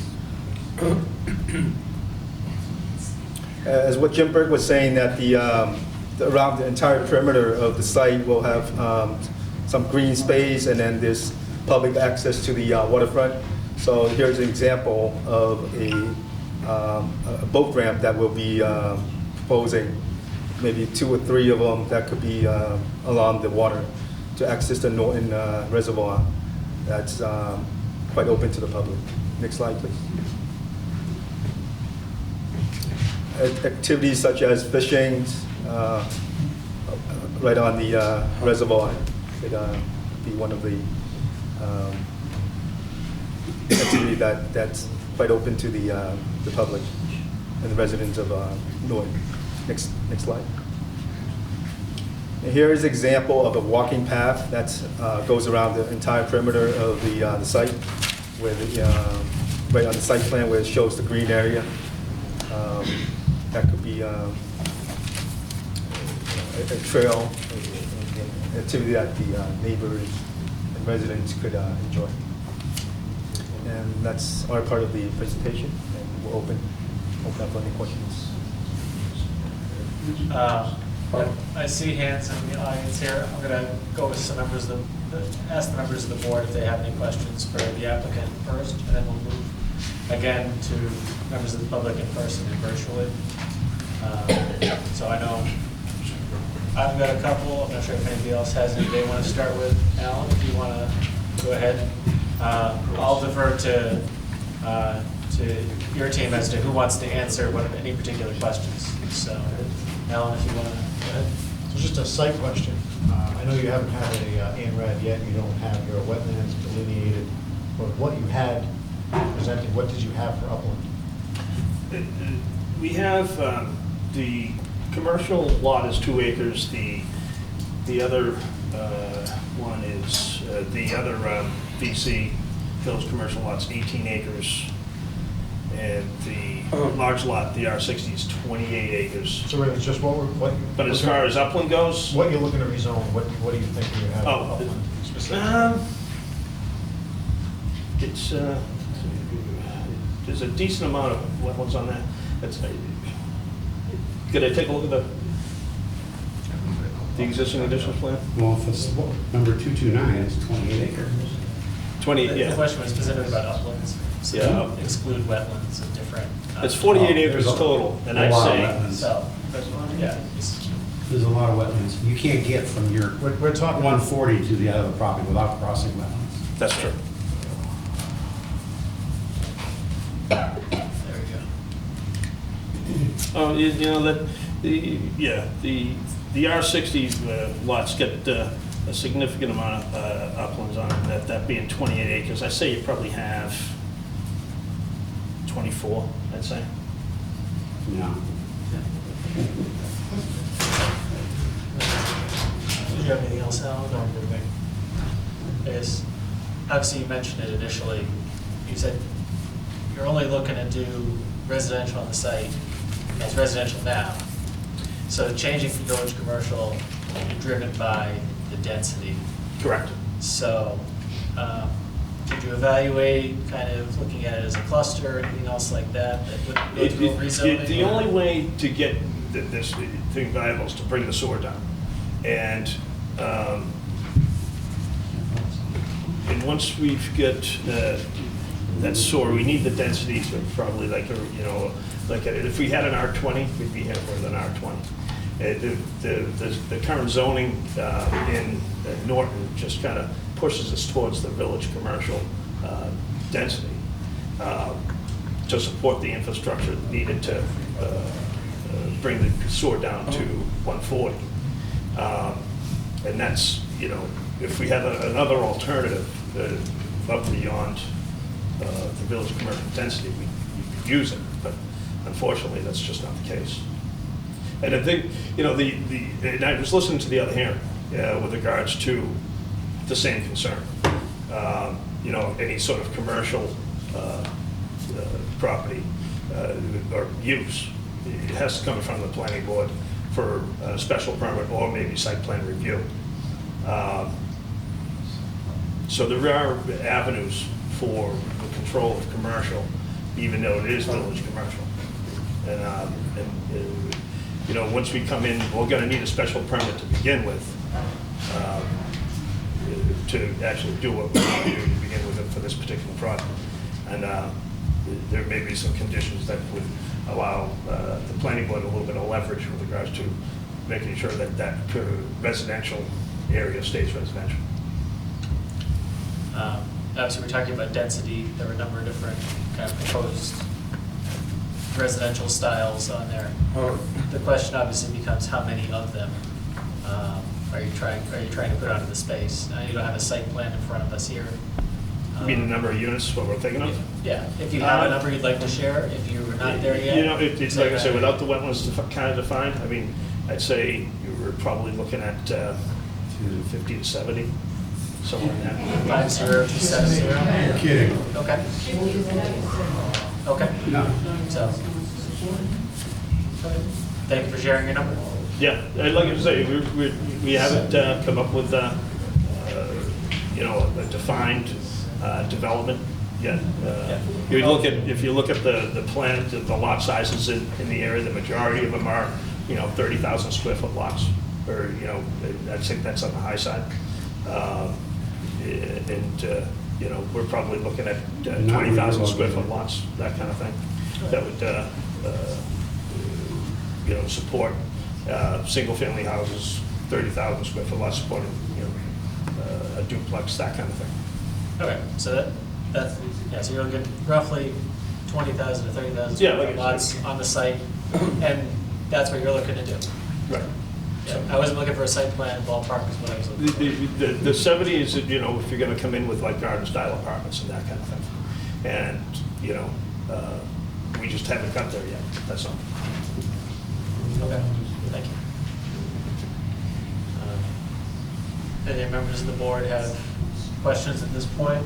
Kevin, I'm gonna put you on the spot here since you're in virtual and I can't read your eye language as much as I can everybody else. Yeah, that's a good thing. I shut off a light in here in my room, Tim. I do have a question. Does the applicant realize, is he aware that cluster development is not allowed in the village commercial zone in the event that he needs approval for a cluster development? Yes, we are aware, and we would look to develop a definitive subdivision within the village commercial constraints and regulations with open space that's currently, that we showed tonight. We've worked with the planning department. We've worked, we actually had a neighborhood hearing earlier, and I'm aware of the concerns regarding sewer connections, regarding commercial property in a residential zone, and we're prepared to answer those concerns with a responsible development. And Mr. Chair, I'm looking at the zoning chart, and I mean, I don't want to question the applicant, but there does not seem to be any advantage for residential use in village commercial over the current R60, given that you would need to get a special permit for any, substandard lot sizes, and it would appear to me, given all of the recreational use that was reviewed and the walking and adjacent to the reservoir, that a cluster development would be something that they may be interested in. As I mentioned, it's not allowed in village commercial, so I just wanted to point that out, because to his point, we don't have R20, so I know there are neighborhoods all over Norton that are built on a 20,000 square foot lots, but we don't have that as an option in our zoning bylaws. But I just wanted to make sure that he knows that village commercial may make the land more restrictive versus what he's proposed here in the presentation. So that's all I wanted to say. I appreciate that. Thank you, Kevin. Paul, I think as part of the packet here, we do have it's not side by side, but it's top and bottom of R60 versus village commercial, correct? Pull that back up. Yeah, it was part of the show it as presentation. page 7 of my document. I know the document's gone back and forth, but for a single family village commercial, the lot size is 18, as opposed to R60's, obviously 16. So Kevin, can you see that?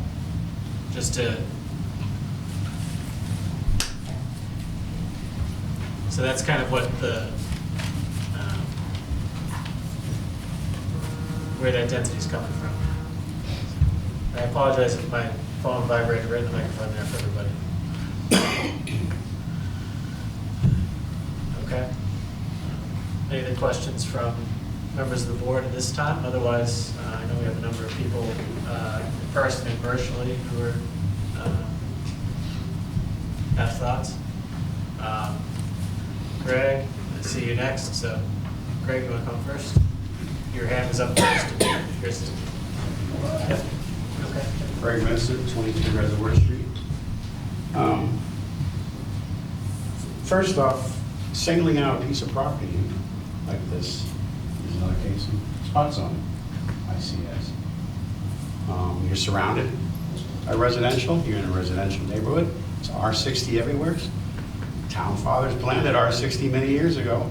There's a density factor this is the densest part of Norton, is the Grove area. There's only one road in and out of it, Reservoir Street.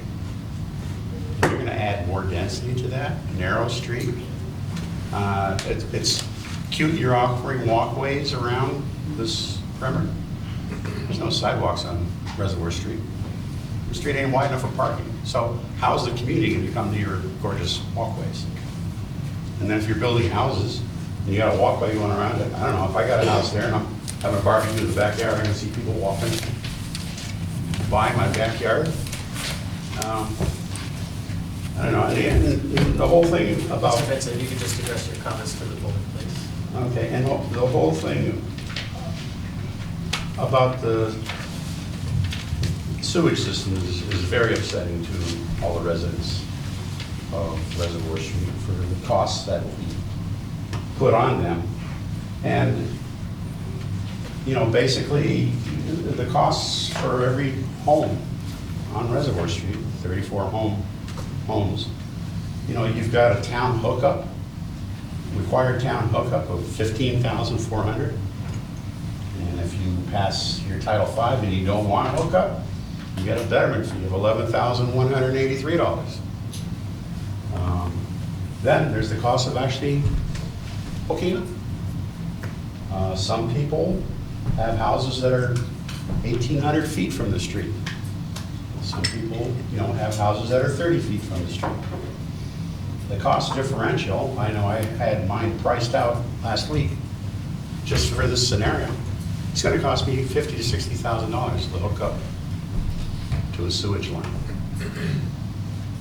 And you have no choice. Once that line goes by your house, you force it, get a Title V inspection, and if you pass, you can pass on it, but you pay that betterment fee of $11,183. Now, time comes, you want to sell your house? Sorry, you have to hook up. There's a lien on your house, you can't sell your house until you hook up. That'll be another $15,400 plus the cost. And some of the people are going to need pumps. You know, I know I'm lower elevation into the street. So that, pushing that cost onto 35 residents, and now I heard earlier tonight, Elm Street's supposed to get sewage too, so pushing those similar costs, you know, onto residents, taxpaying residents of this town for your benefit, so you can have sewage. Sir, just Okay. For their benefit, so they can have sewage. Now, we all know that, yeah, you're up against the reservoir. Where does water go? Water goes into the ground. That's all wetlands back there. 90% of it is wetlands. You need a bridge to cross over between the old Wheaton property onto the Silver property. It's so wet. Everybody knows, at least in my area, Reservoir Street, nothing, you dig down 2 feet, you hit water. Nothing perks. Absolutely nothing perks. So they can't perk, so they can't put in septic systems. They need sewage to build anything. Now, there isn't sewage up 140 either, because back in 2012, the state of Massachusetts had a thing on wastewater treatment for the town of Norton, where they prioritized sewer projects for the town of Norton. The first one they prioritized was the sewage system from the Glen all the way to 495. That was done, that was completed. And it was paid by the contractor who built the Schedule 40B housing. Now, number 2 on the list, and I've got a map right here from 2012. It's an 8-inch sewer system from the last manhole before Elm Street, down Reservoir Street, the end of Reservoir Street, and then up Mansfield Ave. And it was the state wastewater needs report for Norton on 10 October 2012. Priority areas 2 and 3 shown here. So one of my other issues I have is, are they going to offer sewage as part of the deal to get their rezoning? That, my friends, is now called contract zoning, which is also illegal in Massachusetts.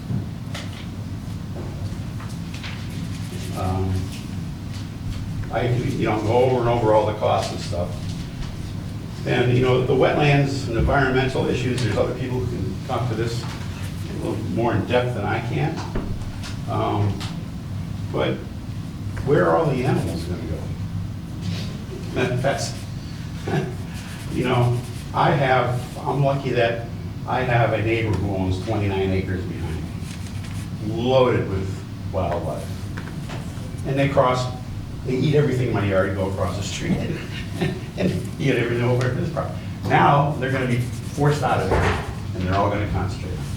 And there are some I don't know if you call them endangered, but back in 2016, when I first found out about this rezoning, this is the second attempt on this. And 2016 was tried once before. That there is, there's the eastern box turtle, Blanding's turtle, the blue spotted salamander. I can talk for a while here. I have a little interesting story on how this all came about. And I wasn't involved with town at all. I coached Pop Warner football for 7 years in this town and was on board. And I'm deciding to sell my John Deere rider mower because I was tired of breaking down. And I sold it to this person who came from the same town and was high school buddies with our town manager. I didn't know this. So I'm selling him a rider mower, and he says, "Oh, do you know Tom Enos?" I said, "No." He says, "Oh, you should. He's your town manager." And so I turned to him, I says, "Oh." He says, "Well, I was going to give him, he couldn't fit the rider mower, the bag, everything, so he's going to make 2 trips." So I says, "Well," he says, "ask your buddy Tom, what were the lines being painted down the street for?" And he proceeded to forward me an email, which I still have, from Tom Enos to him saying, "Oh, your friend," meaning me, I'm the one that's trying to sell the rider mower, "is not going to like this. But we're looking," this is in July of 2016, "we're looking to rezone all of Reservoir Street, and that side, village commercial, so we can hopefully get a contractor on board in the spring so we can get him to pay for sewer, water, and gas." I got it on an email, and that fired me up. And that's when I went down to town hall and tried to find out what was going on, what's the zoning.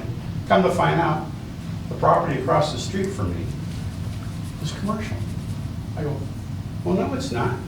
I look online, go to the assessors. No, my lead call, it says R40. This is the other piece of property on the other end of Reservoir Street.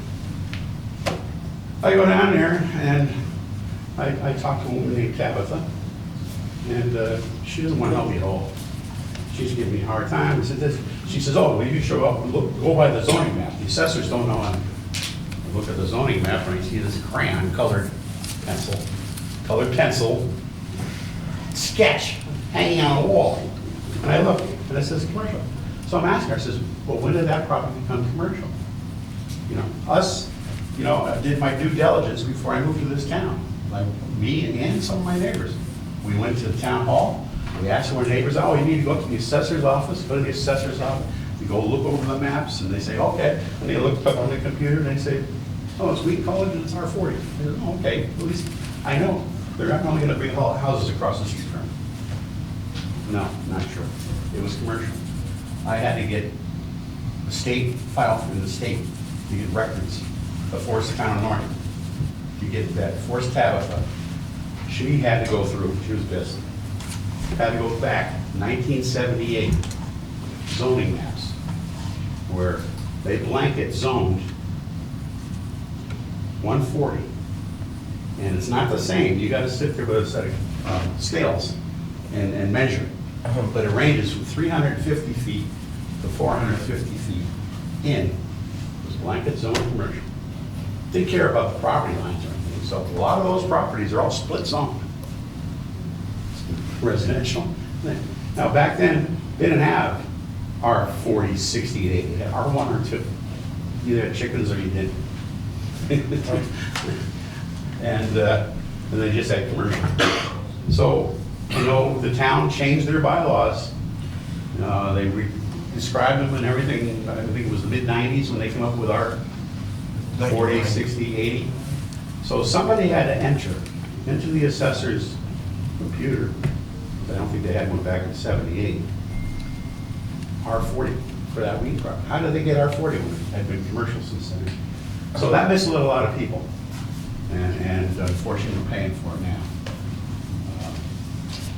So I don't feel that this is right, that because we got to change the zoning so he can make money. I I mean, it's R60.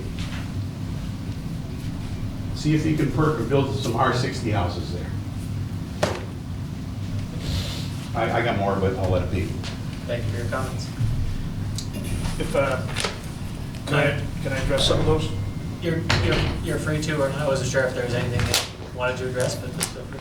So it's, as far as, excuse me? Just to address the board, I'm not gonna Yes. have people going back and forth. No, understood. Yeah. Yeah, so as far as the spot zoning, you look at it from a standpoint of, it's a lot, common ownership with a common line.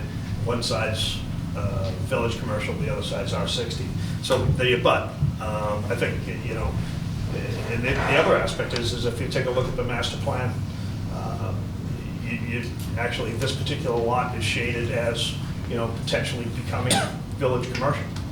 So it's in the master plan of what we're proposing. That being said, as far as the SOAR goes, I gave Mr. Fournier a call because I knew this was one of Mr. Vincent's concerns. The cost of connection. It is. It's expensive. There is avenues if there is a private SOAR built with private money, a SOAR built with private money, that these fees can be waived. Now, we don't have the authority or can say that that's a definite, but there is avenues to have any sort of connection fees and those types of monetary issues addressed by the SOAR department at the town of Norton. I should say the board, the SOAR board. So that, you know, is something that hopefully would help out the neighbors if they ever had to connect up to the SOAR. And then as far as, the permitting, it's in the wetlands and the like. It's a long road. I mean, just local permitting, special permit, site plan review, order of conditions, state permit, we'll have to go see MEPA, Mass DOT, Chapter 91 for the boat ramps, Army Corps for the boat ramps, NIPD's. This is not, you know, we're going to be here a while. If we Can we just stay with the property we're talking about? Sir? So what I'm saying is that there's a significant amount of planning, civil engineering design, permitting with several state, local agencies with significant opportunity for the public to voice their concerns or whatever we end up proposing to go on to village commercial law.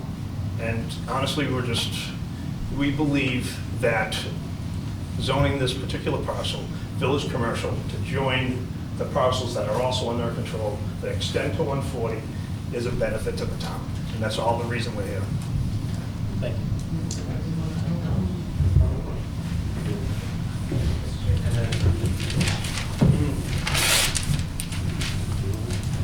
And again, your name and your address for the record, in case everybody's, yep. Rob Walsh, 341 Southwestern Street.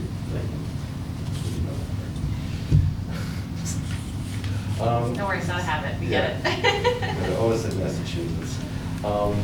So the zoning, my original question, zoning, why I felt like just got answered. This is really just so we can fit more units in there to make more money. There's no intention to actually put any commercial there. And the protection against that ever happening again is that you guys are going to control that and just make sure it never happens again. Is what's been put forth. I'm not saying you've agreed to that. That has been roughly what's been put forth. I believe the applicant was saying they might put a commercial property right on 140 and then residential further on the interior of the lot. Mm-hmm. So, well, the lot that's being rezoned is what I'm referring to. So the stuff out on 140 is a different lot. I will stay off that. Because this is only about the rezoning right now. Contiguous lots, but common ownership are essentially treated as the same.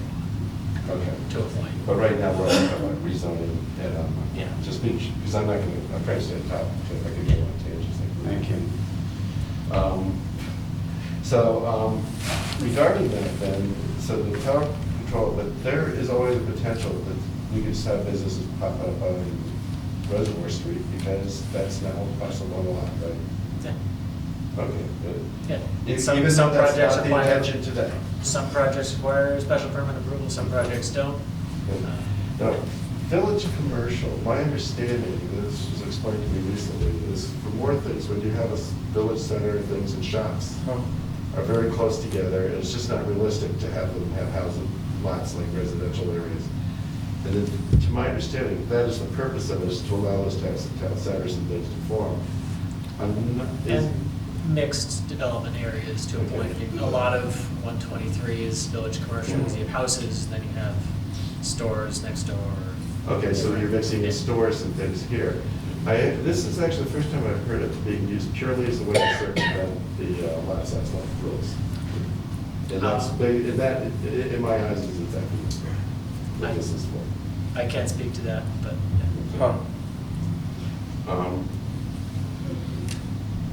So my first, question I have is, what if you skipped the rezoning and just went with the existing, I can't turn around, but it's practically good. So gentlemen, I'm sorry, and went with the existing residential, could you just do your project like that, without rezoning? I believe he said that, given the infrastructure they need to put in on the site, that the money would work. Basically, it's the blunt answer to that. And you can, please, if I'm oversimplifying, you can correct me. I was having a tough time hearing. Yeah, and I apologize, I'm trying to be. That's okay. No, I You can't work Understand with like the this. existing zoning, because the infrastructure needed to put Yeah. anything on the site requires more investment on the site. And what if we skipped the rezoning? It just said, but fine, go ahead and do the rest of your project, do your project exactly like you wanted, go on in and do your project. But just, we didn't want the rezoning.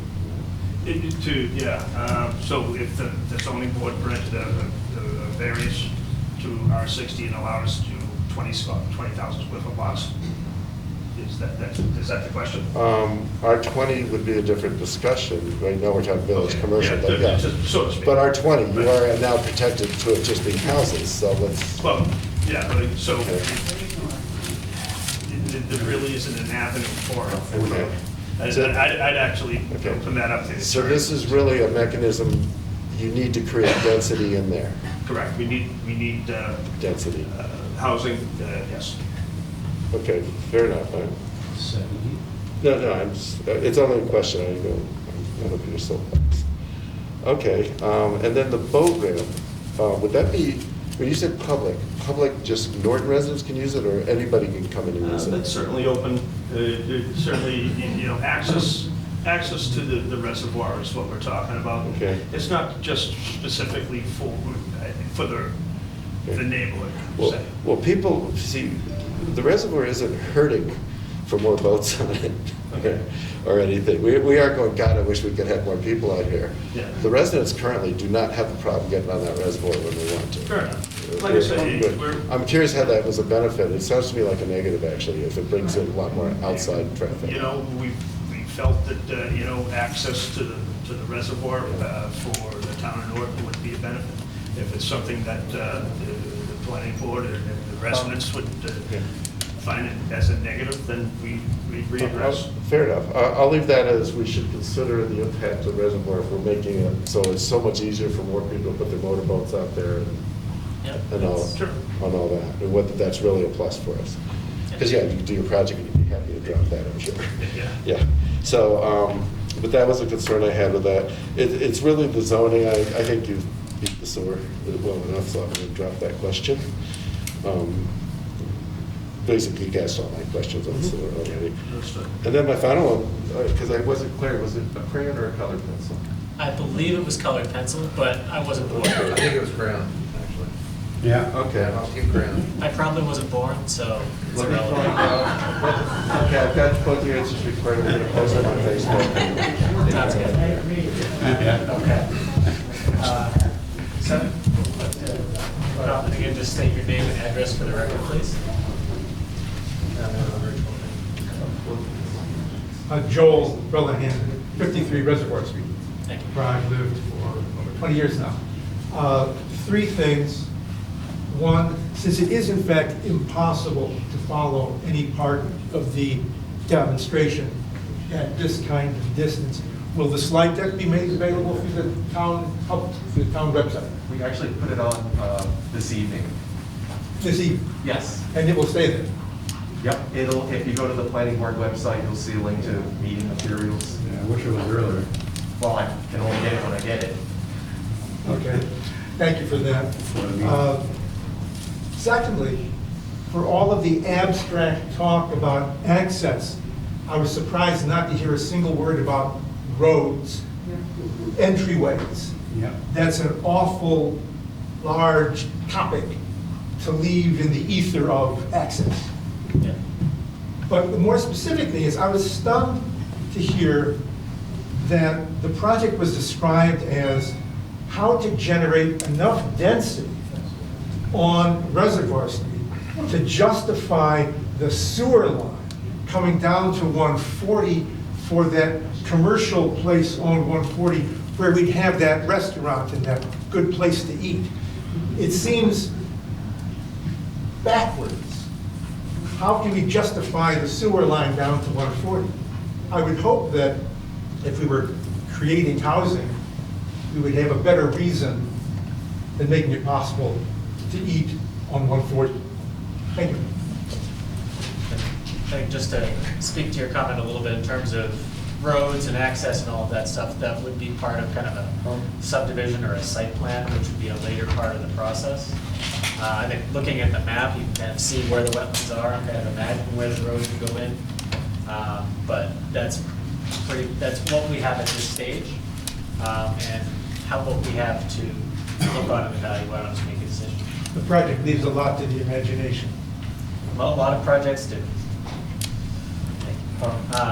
I see your hand, Mr. Vincent. There are we do have a couple of comments that are coming virtually. So I see, I'm going to say,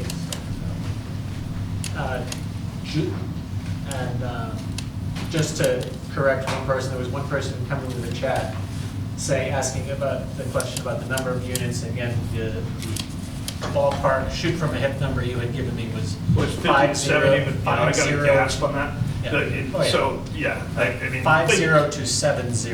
Correct. This person heard 700, and that is not correct. So I'm making sure that is not. That would be fainting. Yeah. 50 to 70, right. So,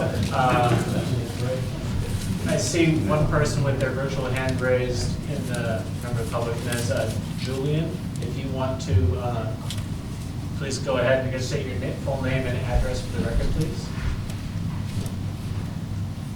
And I believe you're unmuted if you want to go ahead. So, yes, are you able to hear me clearly? Yes, we can, thank you. All right, very good. So, my name is Julian Kadish, and I am residing at 72 Reservoir Street, and as required by full exposure, I am on the Conservation Commission. I have been on the Conservation Commission for approximately 40 years. And so I've seen many areas both developed in the town of Norton and seen a lot of these projects come before us.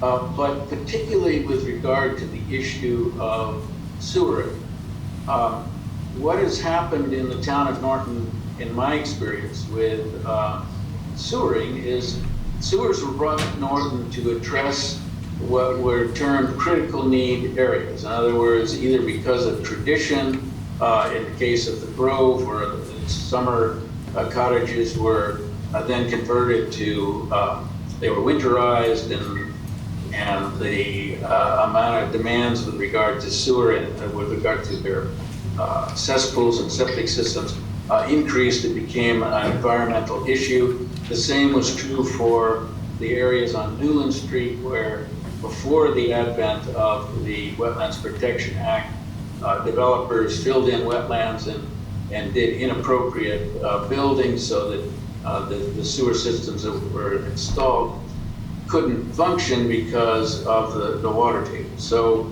that has been, in my experience, the history as to why sewers were, why it cost of sewer were born in those areas. And of course, in those areas, the installation of sewers actually enhanced the value of the homes because it solved a very critical problem for the homeowners.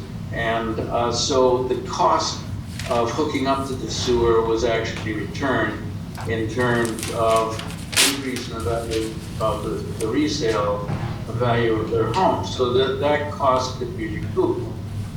So now we have a whole collection of people on a section of Reservoir Street that have perfectly functioning septic systems. So, and as it was previously reviewed, the cost of hooking up or the cost of just having a sewer line in the street to us would never be recovered. So there's certainly, this project has been talked in terms, has been presented in terms of improving the town, but for this fairly large collection of local residents, it would actually be an unfortunate major tax on us. But then if we look at the property itself, the applicant has already said that they cannot make this work financially unless they can increase the density of development.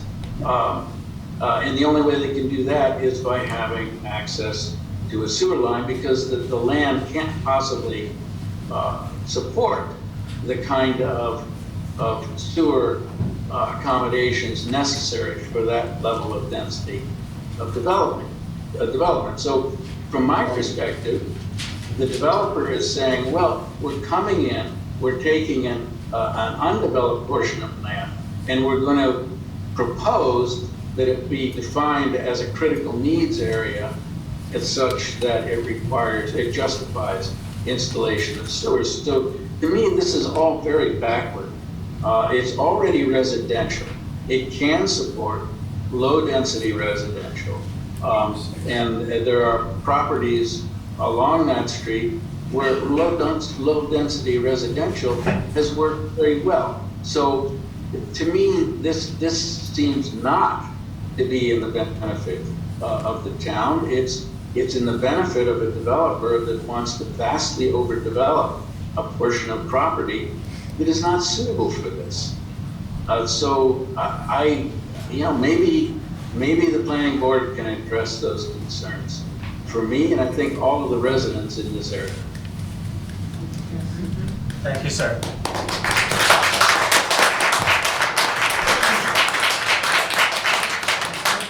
If you could just drop your virtual hand down so I don't catch you out of the corner of my eye, that would be appreciated. You bet, I'll try. No worries either way. Thank you for your comments. I'm not sure if there's anything you'd like to respond to at all, but otherwise I would continue on with some of the questions we have in the meeting. No, you keep going. Okay. I'll finish up at the end. Kevin, sorry, please do. Your hand blended into the background, unfortunately. All right, very good. Thank you, Mr. Chair.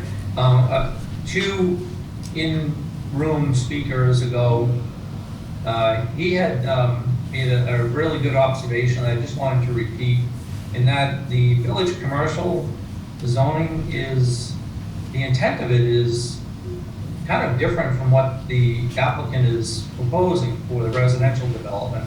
Obviously, it's designed for, more density in kind of a main high traffic area that would allow for higher buildings, more units per building, less setback and all that good stuff. It seems like the only reason the applicant is requesting village commercial is, as that speaker noted, in order to get approval for the smaller lot size. It's down to 18,000 square feet. So in my mind, it's really not an appropriate use of village commercial zoning, although I understand it, there's nothing illegal about it, but given what Julian just mentioned, my recommendation would be, the way I'm going to vote, is to keep it R80 and have the applicant research the cluster zoning option as cluster development as an alternative to see if he could get his needs met through that channel instead. So that's all. Thank you. And just to confirm, Kevin, I think it's R60, not R80. But, I'm sorry, R20. Thank you. Okay. Just to kind of continue going back and forth, we do have some messages in the meeting chat here. I'm just going to go through them as best I can. Lisa Carraza, 34 Cross Street, is asking if the planning board can consider the cumulative effects of traffic in relation to both this project and the one that we just discussed. And I think that that's something that they'll keep in mind. Ms. Harrington, who spoke earlier, asked if there was a question about a site study to understand endangered species in the area. I believe you did discuss kind of just the different regulatory hoops you would need to jump through, and one of those would probably fall into that. Is that correct? That's correct. If I may, as far as the cluster zoning is something that we certainly can look into. You know, above and beyond, even after taking a look at this particular third lot of changing it to village commercial.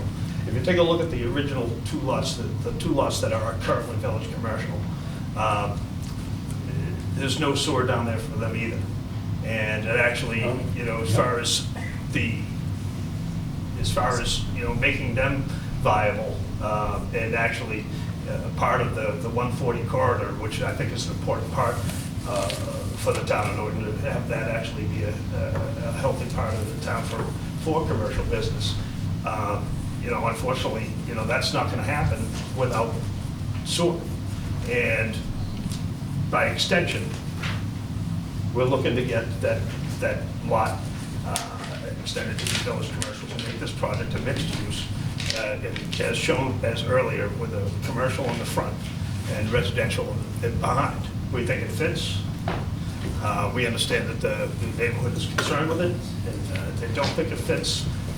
But as far as how it's presented and what, you know, how the zoning is supposed to work in that area, I think it's something that the planning board should consider hard, because it's something that could remain for a while if it's not addressed. We have an opportunity to change it, to bring infrastructure down that will support that village commercial use, and you know, we're here to help make that happen.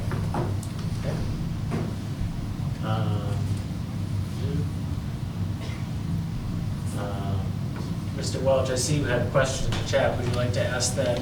Come forward. I can do it this way. I wasn't sure. You just gotta I wasn't come sure if you were forward. sick of me. This is where all. The answer is yes, but- I could never be sick of you. Anyhow, would you guys be open to the idea, because I'm hearing a lot on the sewer thing, what if, would part of the project cost to cover the cost of the residents as you put in the sewer line to be able to connect to it? In other words, footing those bills too?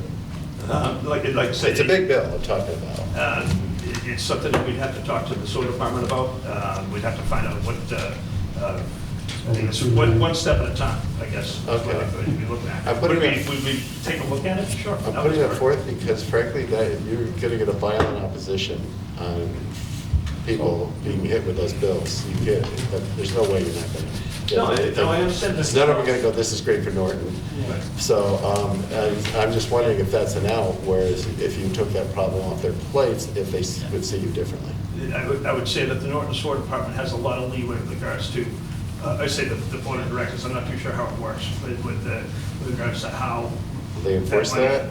Huh? Mr. Welch, Yeah. I don't want to get into a. Right, okay, sorry. But it is certainly, you can certainly look into it, yes. Okay, I think that's. Okay, thank you. And I'm just gonna, and there are some other comments that aren't necessarily questions, and I'm gonna, if anybody else would like to join the virtual meeting and ask any further questions, they certainly can. I saw your hand up. Is there anybody else? Please, Ed. Cheryl, Senior, 169 Reservoir Street. The first thing I'd like to do is correct the statement of the attorney concerning the master plan. The two presently zoned village commercial lots are identified in the economic development portion of the Norton master plan, but 0 Reservoir Street is not included in that parcel. Thank you. It's not on the graphic that's presented, it's not in the text. So, not part of the master plan at all.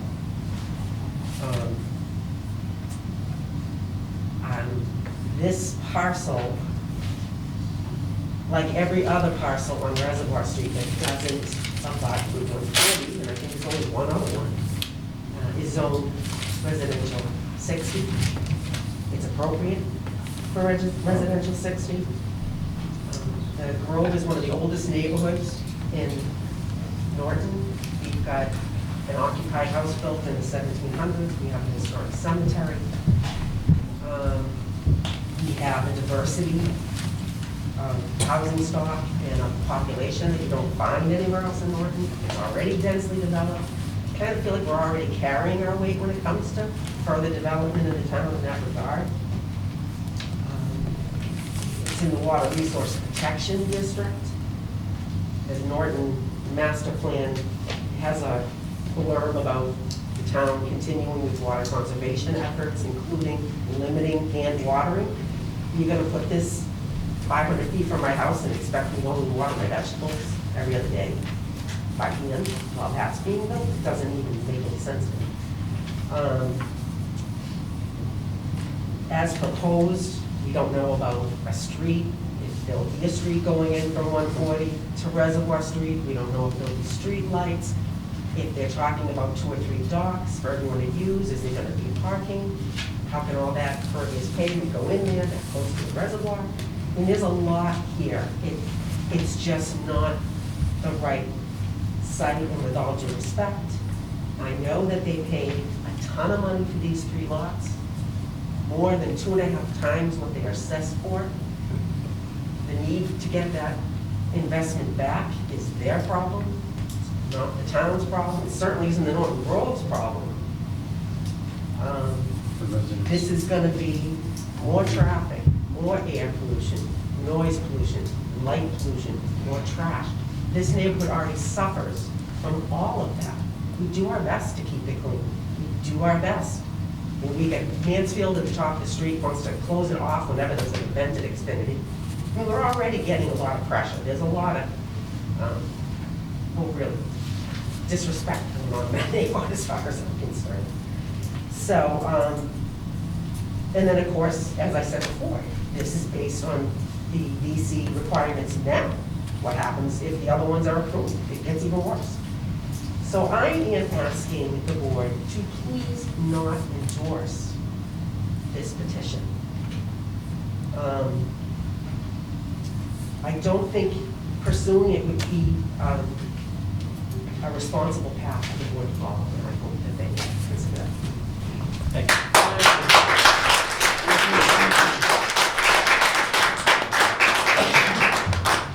Any further members of the public would like to speak? I see your hand. I'm going to see if anybody else wants to go for the first time here. Please. Not that I don't like you. It's all right. I'm used to it.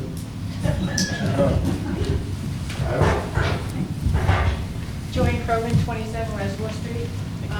A lot of it has already been covered, but I did hear one of the gentlemen mention residential walking path, and I took that as it could be for the residents that are going to be buying the property on that location.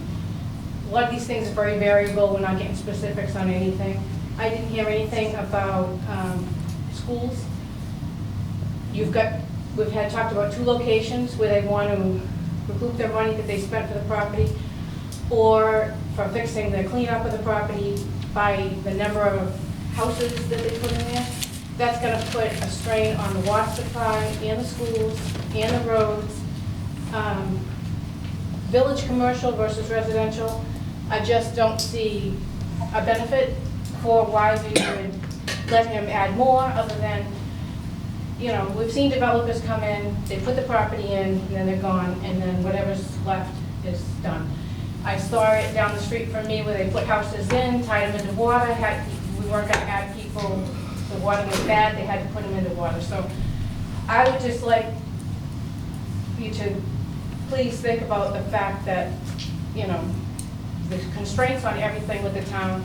I'm never against the town adding more houses or using that land. It's never been an issue. The issue with that land across the street is they could never put enough housing in there to make it worth their while. That's why none of it's been sold and developed over the years. It's been tried many times. Yep. I've seen people pull up and go over there and look, pull up, go over there and look. I've been there 27 years and I've seen it as a constant battle, and they just can't get enough. And they've told me that, some of them. They can't get enough houses in there to make it worth their while. And it seems like it's happening again, and I would just like you to really think about the fact of adding that many houses on both sides of Reservoir Street. You're talking Reservoir Street and you're talking Elm Street. We don't know. Before there were cell phones, I can't tell you how many accidents people would knock on my door and come over. It would be almost every single day in the wintertime.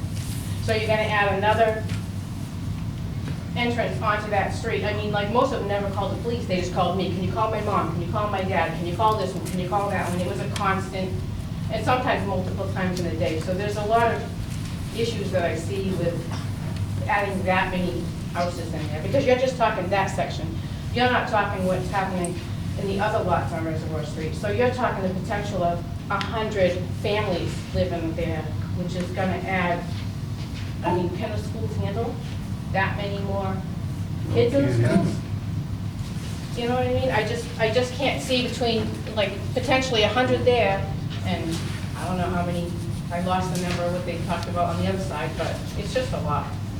So I'm just hoping that all the factors are considered before changing it, because it's just gonna benefit the builders and the person who bought the land, knowing that it is what it is now. Thank you. Thank you. I do see virtual hand raised here. Ms. Harrington, if you'd like to speak and Yes, this is- state your name. This is Paul Harrington, 45 Bob Street.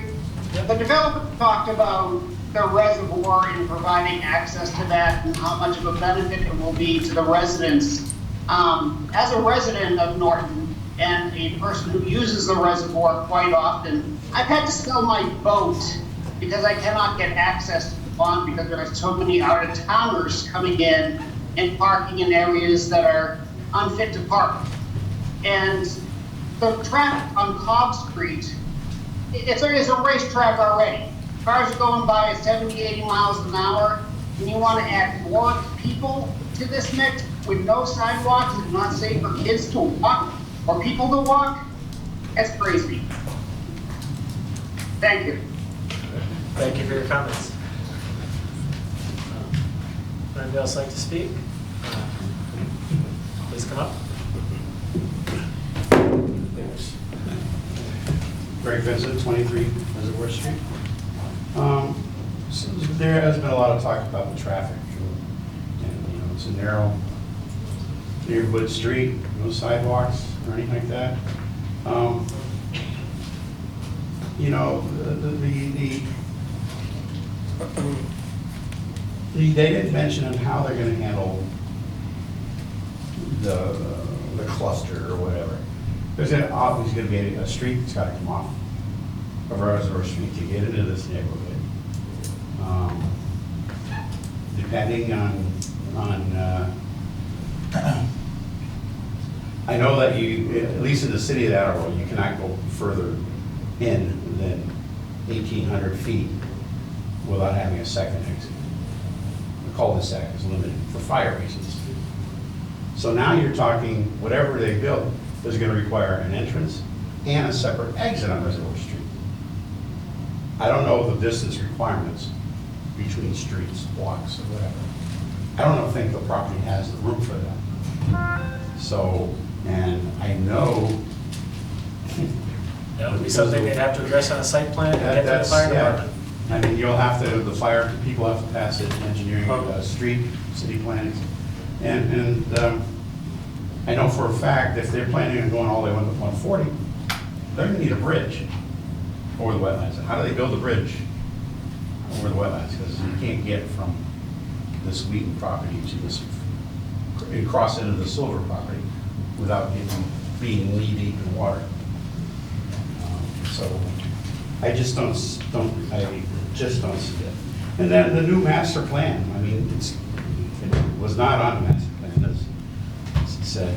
But I did read the master plan when we were, and one of the things that stuck in my head when I read is to preserve and protect residential neighborhoods. How is this occurring here? I don't think so. Thank you for your comments, Seth. Any further comments from members of the public or members of the board? There you go. Please. I think looking at this, it's or anything rezoning, you can't get hamstrung on what any project they're presenting. As we know, it can change. It might be exactly what they're saying, it might not be anything what they're saying. Just because this is what they're presenting a concept, this is what they could do. So I'm kind of looking at it as any project changing zone to zone, does it fit the neighborhood? Really not considering too much of what they're presenting at all. That's just how I'm looking at it. And looking at it that way, I'm not sure it fits, and I'm not sure I'm in favor of it. It could be anything on DC. That's what I'm saying. Yeah. Once they get it, they build whatever they want in DC. Any comments from members of the board? If you'd like to say anything in kind of summary to some of the comments that you've heard, or? Yeah, like I say, there's a lot of conversation with regards to, kind of specifics, where's the road gonna go and that. And let me just say, as an engineer, there's an engineering solution to everything, and there's a permit for it. I'm an engineer. And there is. And the thing is that on this particular project, I saw, with this particular zoning change, this is an opportunity that I felt was a true benefit for the property. You're right, this is laid fallow for years, and there's a reason for it. There's soils in that, and you're not going to get a development on it, whether it's R60 or village commercial, unless there's infrastructure to support it. The same goes for the village commercial lots on 140 that are now laying flat, and you're not going to have those to get them back on the tax rolls without infrastructure. And that's just a fact. And this was an opportunity. It still is an opportunity. And I was just kind of leaving it back. It's not contract zoning.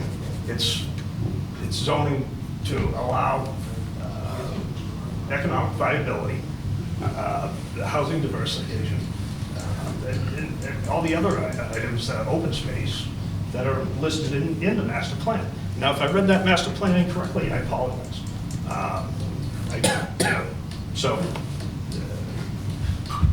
I can see, I feel the tenor of the neighbors, and from one member of the planning board, and at this point, I mean, I'm not too sure the client or the attorneys would like to, what we want to do at this particular point, whether close the hearing or leave it open for, I know there's a potential for another hearing, is that correct, Paul? So procedurally, that'd be certainly up to you. Procedurally, as a petitioned article, the board's charge is to either endorse or not endorse the article. Okay. If we feel that we have more questions for you, we want to send you back and do some homework, we can ask you to do that. You can say no, you can say yes, and we make a decision one way or the other. If we feel that we've heard enough and we don't want you to try and work up a site plan or something like that, which you couldn't do anyway, then we would close the hearing and take a vote on the endorsement. What you do with the petitioned article is up to you, separate of that. Right, exactly. So, honestly, I would just glad to hear, each member would have to say and where they were leaning, and you guys can kind of give us direction. May I make one more comment? Please, just come again, restate your name and address for the record. Cheryl Yeah, Senior, address it to 169 the board. Reservoir Street. So again, going back to the fact that the 0 Mansfield Street property, one that we're discussing, isn't identified in the master plan as part of that economic development district. I just want to say, I mean, it cost tens of thousands of dollars for that plan to be developed. People took time out of their day to go to workshops. It was only approved just 5 months ago. And to already not follow what I look at as a crucial recommendation in the master plan by the board, it just doesn't seem appropriate. Thank you. Thank you for your comments. Sir, do you have a comment? Yes, I'm going to go around all the power cords again. I apologize. No problem. Jay Foley, 166 Reservoir. You keep talking density, density, density. Thank you for your comment, I appreciate it. Do we hear what you good people think about this? We know the residents despise it, we don't want it. We know that, you know we're dumb. Do we hear what you people think about it, please? He got his opinion, do we get you guys, everybody else but him? Yeah. Thank you. If any of the members of the board would like to state their feelings, they can. Otherwise, I think that the proof will be in the pudding when you take a vote one way or the other. I'd like an opinion if I can get it, I don't think it's too much to ask. If anybody would like to say anything right now, or whether you'd like to let your vote speak for you, that's. I'll just say I agree with that. Thank you. Yeah, I'll state that. It's hard for the petitioned articles for us, I should say for me personally, because that means people sign their name on the dotted line that they want this change. So some of residents of Norton have petitioned this article. So part of me feels like the process should go through and petitioned articles should go to town meeting because that is our form of government, and that the town as a whole has their say, so to speak. This instance is a little bit more difficult for me personally because I do think it is a unique situation. I agree with what the master plan states. If anybody watched any of those master plan meetings, you all know I read it page by page. I bet all these people sit here 2 nights in a row while I went page by page through the master plan. Peter knows he was here. I remember. He's always here. So I would say no matter what happens tonight, any petition article can still be moved at town meeting by any resident in the town. So I would just say to everyone that you should need to be mindful of that, minus whatever happens with us tonight. It will either go to town meeting with our endorsement, it will still go to town meeting even if we do not endorse it. And you all need to be very aware of that as a petitioned article. It will be on the warrant either way. Okay?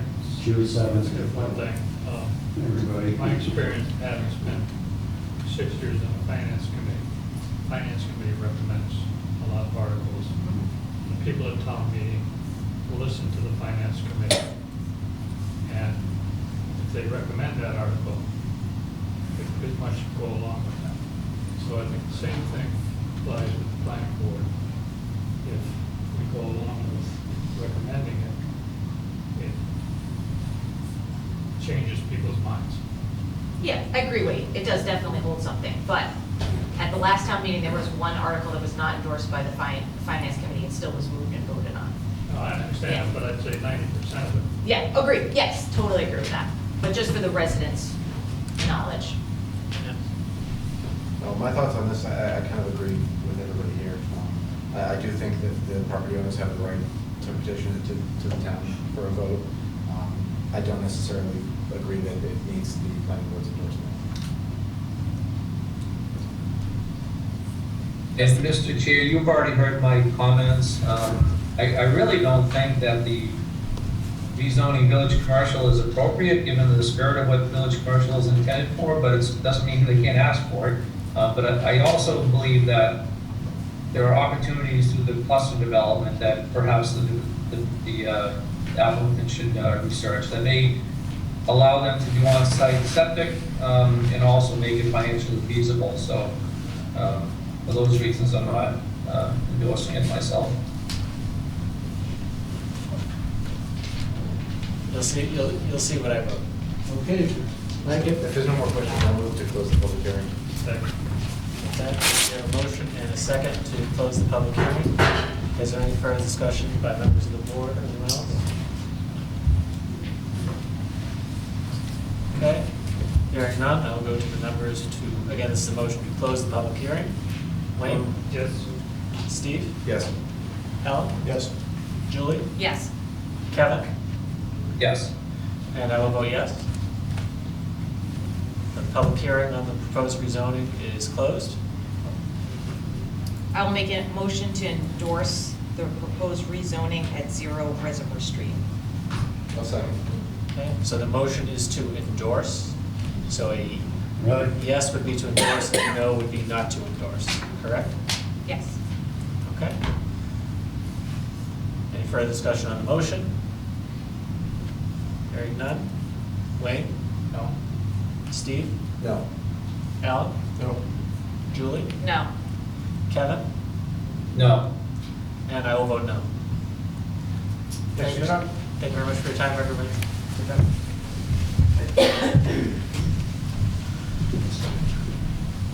Okay. The final town meeting zoning amendment item on the agenda this evening. Again, if anybody would like to stay, you're certainly welcome. We are discussing proposed amendments to zoning bylaw articles 175-2.2 definitions, 175-4.4 for commercial uses, .45 for industrial uses. Everyone, we are still having a meeting, please. Keep your conversations. Mr. Chair, I'm sorry to interrupt you, Tim. There was a comment on chat that I'd like you to read and just clarify everybody how that vote just went, so that people leaving the room understand that we do not endorse. Sure. Yeah, just to summarize, the planning board voted not to endorse this article at town meeting. Just to confirm that. The motion was in the affirmative and all the votes were in the But it negative. still will appear They on can the still, ballot any on the member. 7th, so. They're entitled to. Yes. The Grove is the densest population, and they will all be there. Guaranteed. So, thank you, Kevin. Happy to take a moment to restate that and make sure everybody was clear. Again, this discussion is on proposed amendments to the zoning bylaw for definitions, commercial uses, industrial uses, and the table of dimensional requirements and affordable housing applicability. Just as a time check, it is currently 10:15. And after this, we do have one other item on our agenda that we are scheduled to speak on. So I think we're still on schedule, but just to keep that in mind. This article is one that is from the planning board. So Paul, I'll look to you to kind of lead the discussion on that, if you have something ready to pull up and share. I know we've discussed it prior, but. Sure. I'll just go to the presentation if need be. I have the language all as it's in the warrant. But let me just get through this. So these initiatives, this proposal, and I'm sorry, I'm having problems navigating this. At least they're all the same size. They are. So, but as you know, the changes that we brought forward earlier in the year were changes in support of the master plan, but specifically focused on some changes to our bylaw that we felt were needed to help promote economic development in a few areas, primarily trying to look at the key economic development locations that were called out in the plan, in the master plan. So there were changes to a few sections of the bylaw, primarily dealing with adding uses to the use tables to identify. Oh, let me just also point out that the process to date was that the initial proposals were reviewed by the subcommittee of the planning board and also had a member of the zoning board of appeals on January 20th. And that included everything other than the proposal dealing with Article 19 on affordable housing. But then the planning board recommended the articles to the Springtown meeting, first on February 1st for everything excluding the affordable housing, and then the February 15th was the affordable housing change, which I'm going to go into here. So, so we were recommended, the master plan recommended adding certain uses to our plan, to our bylaw. In addition, we also had a local rapid recovery plan that we did for West Main Street that also made recommendations to add certain uses. And those are identified as these artisanal uses because we were looking specifically at an area along 123. So these definitions deal with that, and it deals with trying to promote other large-scale uses in other parts of town, like life sciences and pharmaceutical.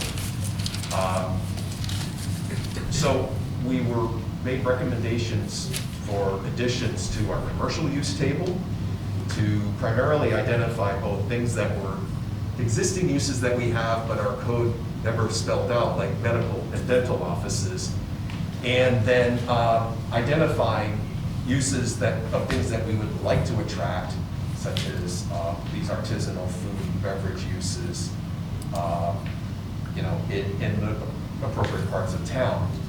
And Paul, not to throw you off your kind of thing, but just remember that Norton's bylaw is set up so that if it's not listed, you can't do it, right? Right. I need to make that clear. So there are times we've had to make determinations on uses that it was clearly not in here, and our town council has advised us if it's not in there clearly, you can't connect it to something, you can't allow it. So so a few of these we're trying to just try to clarify that these uses were allowed, but then there were other uses that came along that were identified in these other studies that would be good uses for the town in the right locations.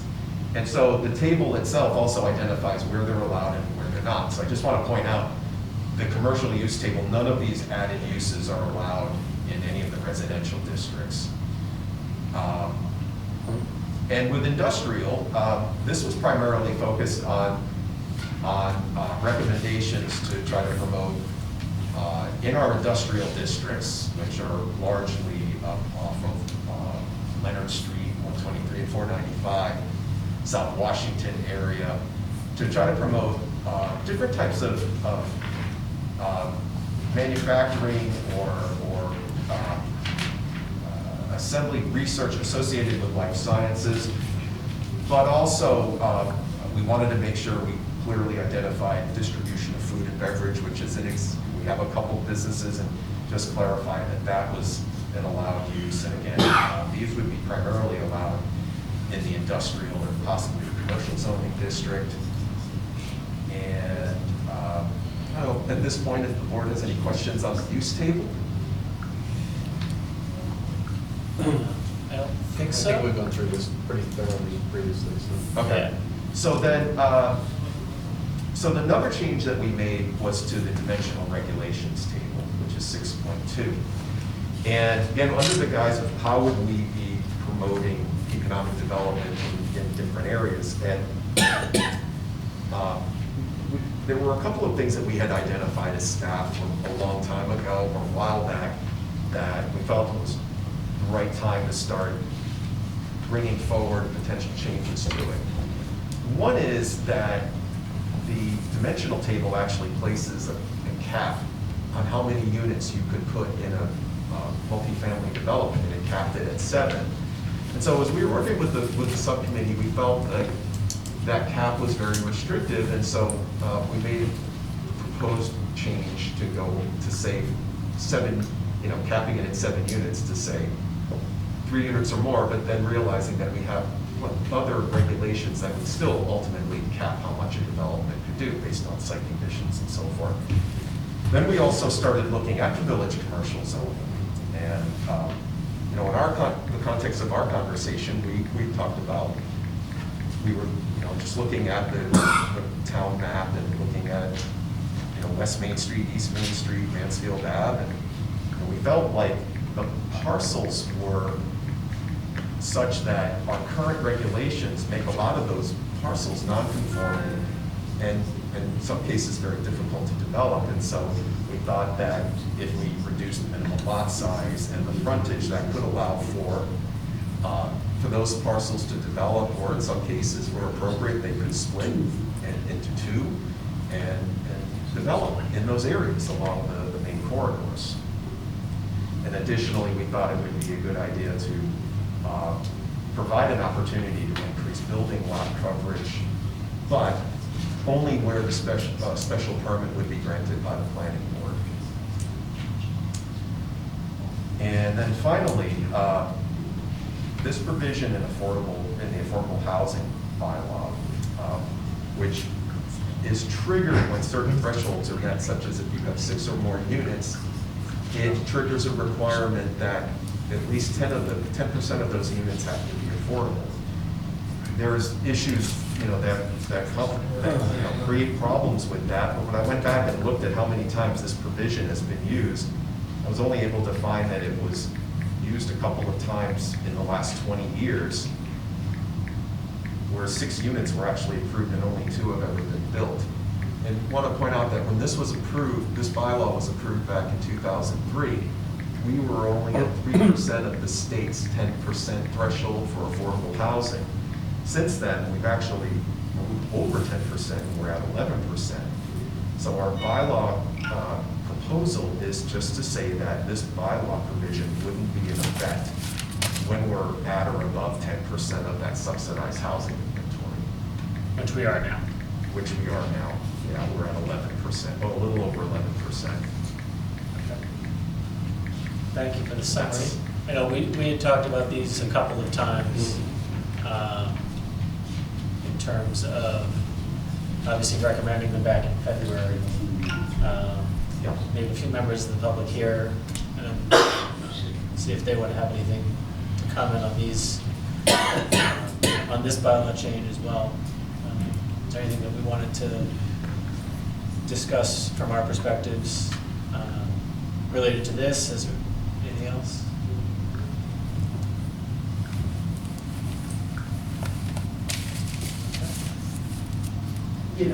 I knew you were coming, so I figured I would just let you say it. Sharon Senior, 169 Reservoir Street. So when I read this and saw that it was on the same warrant as the 2 petitions to rezone the lots at Village Commercial, I called the office to ask what the dates were of the meetings that it was discussed at. And I was told about February 1st. So I looked at those notes. I didn't know it was discussed on January 20th, so I had no idea what that discussion entailed, which may in fact appear. That was a subcommittee. That was a subcommittee meeting. Okay, so not one that would have published notes. Okay. So if that's the case, then we only have February 1st. And when I read what's here on February 1st, a couple of things come to mind. Firstly, that it appears that that discussion was directed for the lots along Route 123 and a small part of South Worcester Street. Reading this right from the notes. South Worcester or Washington? It says South Worcester. It probably should. I think it's South Washington. I think so too, but yeah. This is what's in the notes. So the last, this is page 5, and it's the last sentence of the first full paragraph. Okay. But it's still. I think that we would have been talking about South Washington. Yes, I understand. Industrial, so I my understand apologies for that. I guess the point is you weren't, I don't believe, from reading this, you would not know. I do not think you were discussing lots further along up Route 140. And I certainly don't think you were talking about a lot that was not on the main corridor. And this is my point. Shouldn't, if the board, I want to know if the board did discuss what reducing lots in the Village Commercial would mean if this situation came forward. Now, just in case anybody knows, the petition, especially in Reservoir Street, didn't come through until March 7th. So this meeting was a full 5 weeks before that had even occurred. You may or may not have known it was in the works, but there's no documented discussion of, geez, what would it mean if? And if there wasn't any discussion about, gee, what if it would mean if? I don't think this article belongs on this warrant. And I am asking the board to delay and put it on a future warrant once the petitions are worked out at the following town meeting, and all of you have the opportunity to think about what it means when someone wants to take what you're giving them and do something that you hadn't thought about. You can't think of everything, I understand that. I do. But this is a pretty big one, as it turns out. And again, even if there was something in here that said, yeah, we talked about it, it was fine, but there's nothing here that indicates that anyone had even considered what if someone tries to use this in a different way than we intended. Thank you very much. Can I give you a break for a minute to answer any things? Please do. Did you have the opportunity to go back and watch the meeting? Because you know you can watch every single one. I did not watch it, I just read it, but you have an opportunity to tell me right now that I missed it and I shouldn't watch it. Absolutely, watch every single one. Yes, and I tried. You can look at my notes But if you- on if you- No, because I'm. You can look at my notes on Facebook. Yeah, we'll just ask Kevin, because you'll. Peter's notes. I'll come back up to that right now. It's okay, you can sit down, it's okay. And the board can correct me if I'm wrong, I specifically remember going to every parcel We did. on the map, and specifically pointing at everyone, because there's a very small one on, near Dean, South Worcester, Barrowsville area. There's a very small parcel there we talked about. I specifically remember going everyone pointing every single one out currently on the zone. Okay, so you're saying that you believe that you did discuss what it would mean for there to be even. For what village commercial was then. Right, well, Yeah, for yeah, what yeah. village commercial is then, but also there's something in there about small lots. If you're looking at small lots, I get it. This is not a small lot, it's 28 acres. Right, and that was not looked at, because it's not zoned that. I understand Tell you that, right, but what 1,000%, I'm I saying have no is, idea if it what was, either one. if no one thought, what if this got applied to this? This is kind of a big, ugh. I mean, and so I kind of, again, I'm not, in theory, I understand what you're doing. I've been on the other side of the table, so I understand. What I'm saying is, I don't, personally, I'm asking you to pull it from the warrant, because I don't think this is an appropriate time. I think it's unfortunate, it all came together, but to have these on the warrant together, I just don't think it's appropriate. Thank you. So, thanks, consider it. Yeah. You teed up my question. I was going to pose to the board, and Paul, whether you think it would be feasible and simple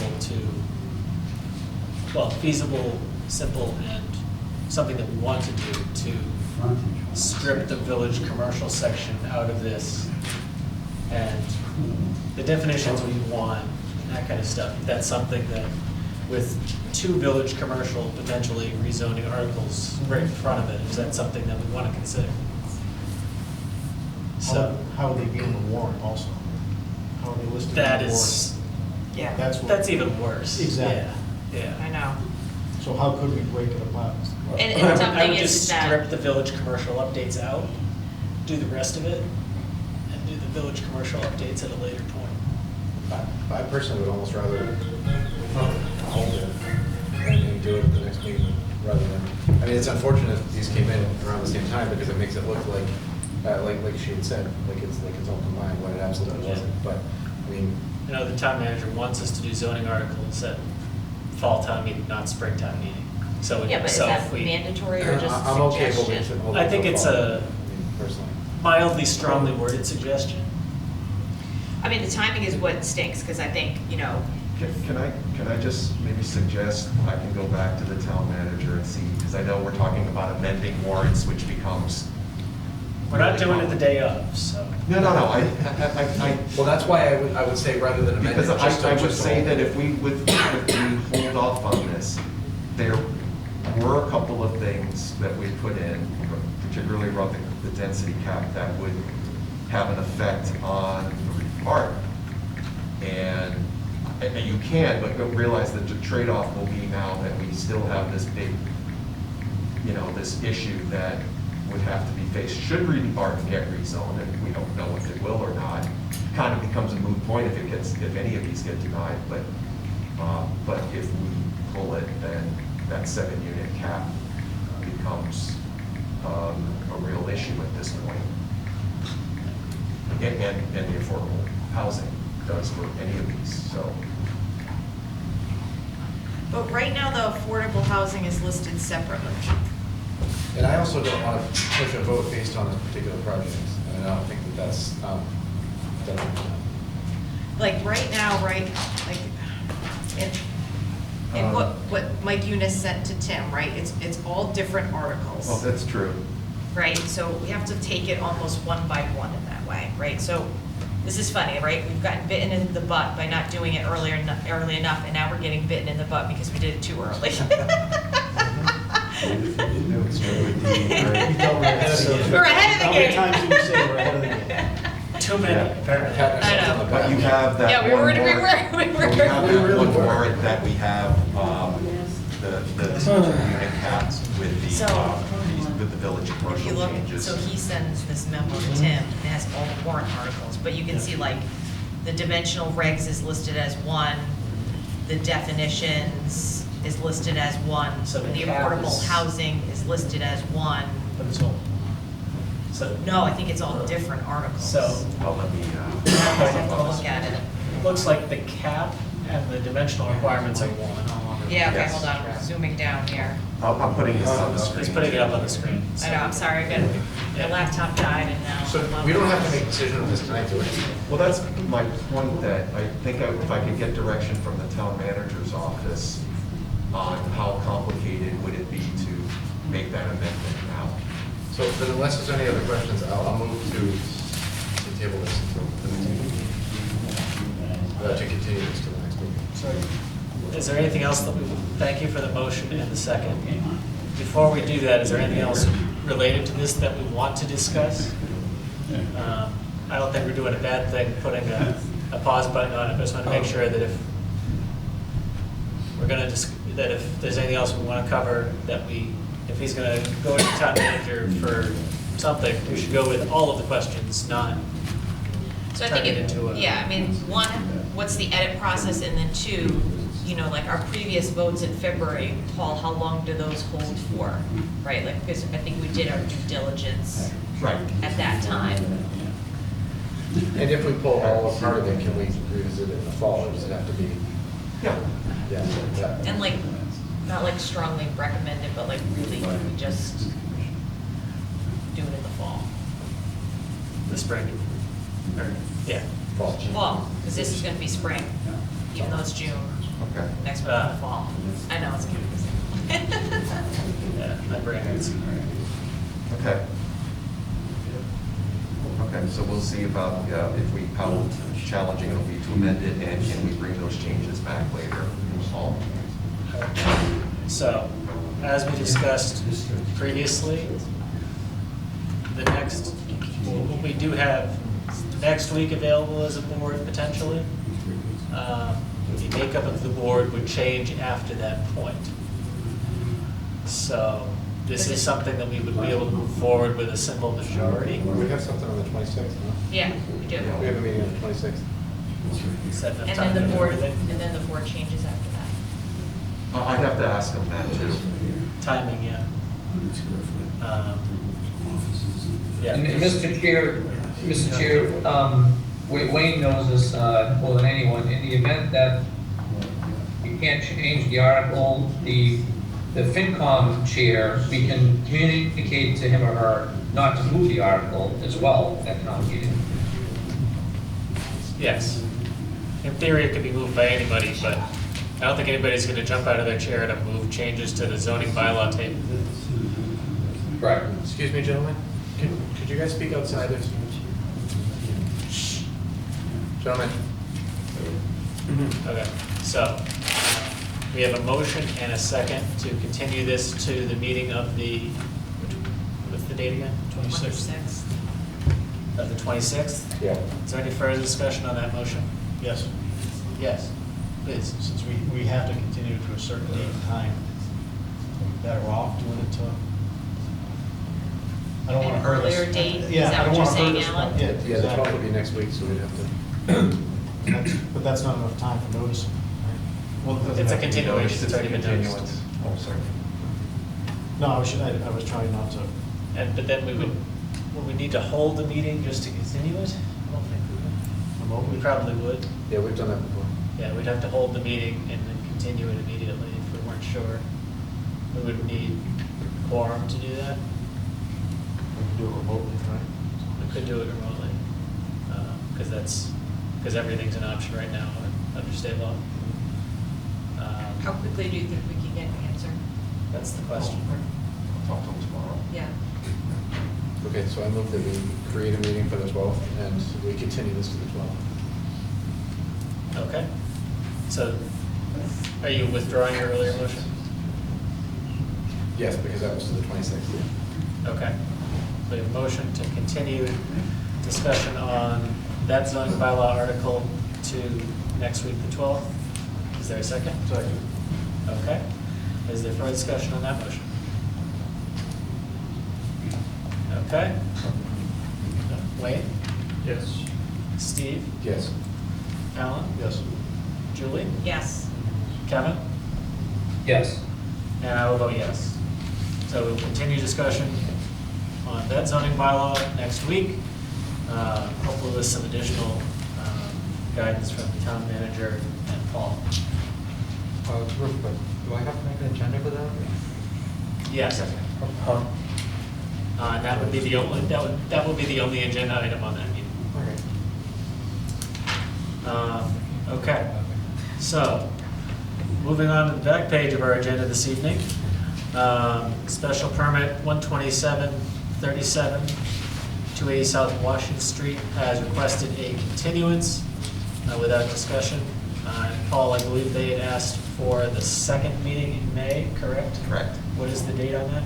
You don't have one. You have May 10th, but Penciled in the 24th as very light because he didn't know when the next board meeting would be available. Because we need to continue at a time and date certain. I guess we need to darken in that pencil. So I'll move to continue to the 24th of May. I'll second. Okay. Okay, so we'll have to. Of course you're second, Okay. you won't be on the board then.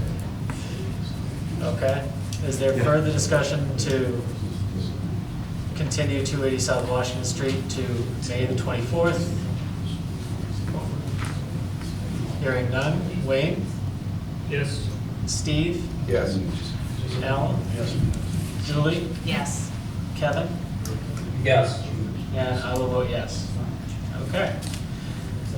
Also on the agenda, 0 Dean Street. I'm just going to state that the application has been withdrawn and the hearing will not be opened, and move on. Brian, if you could just reflect that in the minutes, which I believe you already have from Danny anyway, in terms of the wording. There we go. Finally on our agenda, it's 10:40, I think we can do it. We have special permit 13548, 184 South Washington Street.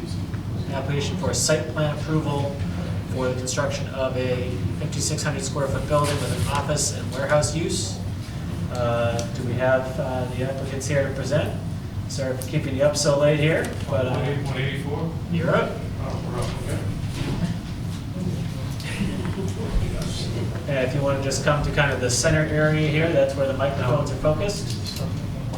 And Put it up on the screen for you. I have a presentation. are you able to share the presentation on the screen, Paul? He gives it to me. That would be a challenge. Do we have an easel available anywhere? Not that I know of offhand. Need one here, but Well, It could go right onto the TV. Why don't you lean it against the bottom of the TV stand, sir? And that'll, there we go, it's dead. Don't say we aren't resourceful there. Yeah. My name is Bob Kroll, Kroll Engineering. I'm here with Dave McCoy, the owner of Northeast Shoring. And he presently has a business at this location. It's kind of light, but there's an existing dwelling right at the front of the, right near the front. And in the back of the property, he has there's a business propane tank in the back, and everything in between is part of his shoring business. And he has stacks of shoring and to deal with that. So presently, there's an area right in here where his guys, when stuff comes back from job sites, they fix it, they weld it and all that. And it's a little difficult in the winter to do all that. That makes sense, yes. Out in the elements. And out in the elements, yeah. So what they're proposing to do is to build a 40 by 100 foot building right here. And so 40 feet of it would be an office, and they're gonna have a mezzanine in there, so there'll be two levels in there. And the 60 by 40 foot area there, they'll be used for welding up the equipment as it comes back. And the storage will remain out in the back here. So that's what we're trying to do, and we've added, one of Paul's comments was we need a handicap space, so we're going to be paving around the building to here, so there'll be, let's see, 1, 2, 3, 4, 5 spaces there, 2 there, 1 handicap, and this will all be paved. And part of this area is paved in here right now, but just paving around this will just keep things nice and neat. And we're using, the area that we're disturbing is 34,775 square feet, so it's under an acre. We did do drainage calcs, and we gave them to them, but I spoke to Conservation today, and I just have to meet with John, and I think, from what I gathered, what the secretary said, that if we just meet out there, we can talk about where the siltation devices are gonna be going, and that should probably take care of that. It's not gonna connect to the existing dwelling. No, that's gonna be erased, that's gonna be taken down. Oh, okay, okay. So that's gonna be a new septic system, and we are adding out here a catch basin, and we're not gonna add any more water to go out to the street. So we're gonna just catch some of the water here and put it into a little basin here to collect the sediment before it goes. There's an existing, along here, there is an existing trench, stone trench where the water goes now. And the slope of it, it goes slightly across this way. It's higher here and it goes down very slight.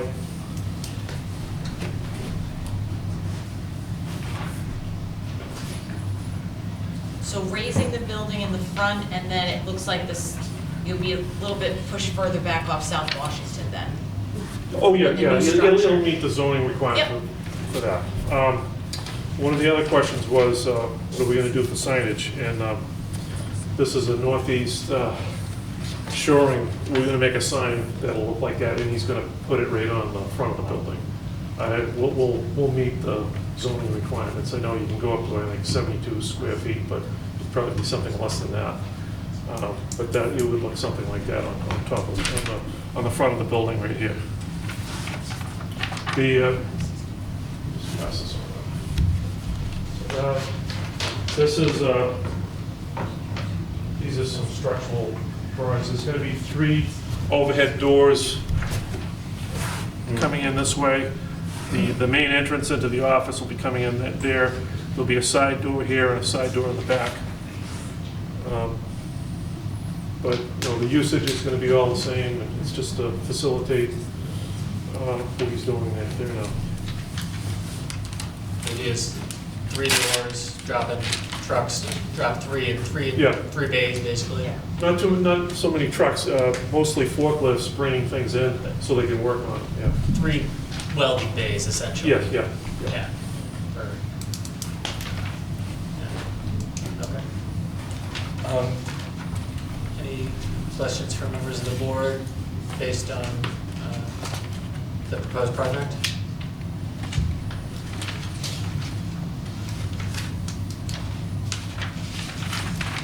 Lighting on the building, I'm guessing that's all in line, Paul?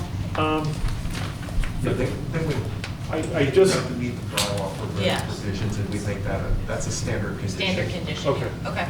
and I just added it on, I would have a light over the door, a light between, there's 3 doors there, put them, two lights there, and a light in the back, just so you can get in.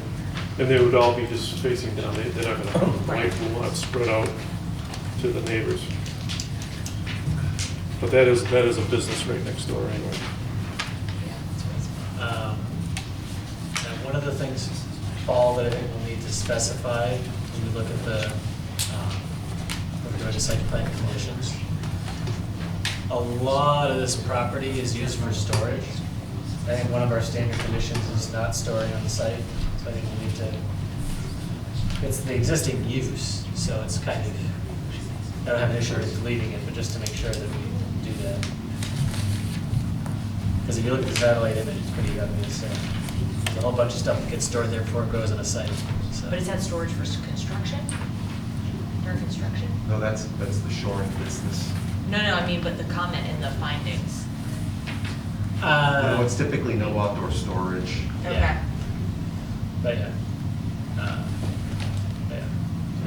It would be pretty difficult to store this on the inside. Yes. No, exactly, yeah, That's, yeah. that's why I'm making sure. I've been there when, you know, they have trucks there loading them up to go into Boston or wherever. Oh, yeah. I can remove that. We had a decision this a few months back where the no outside storage became a point of contention, so now it's stuck in my brain. Yeah. So that is why I mentioned it. Yeah. Thanks. But yeah, I think we actually had one comment come in via the Zoom chat. Paul, is that? Yes. I did. Do you want me to read it? From Steve Peshik from 180 South Washington, asking how long construction might take. I think it'll go pretty quick. It's a metal building. They have to pour the slab, and then the buildings go together.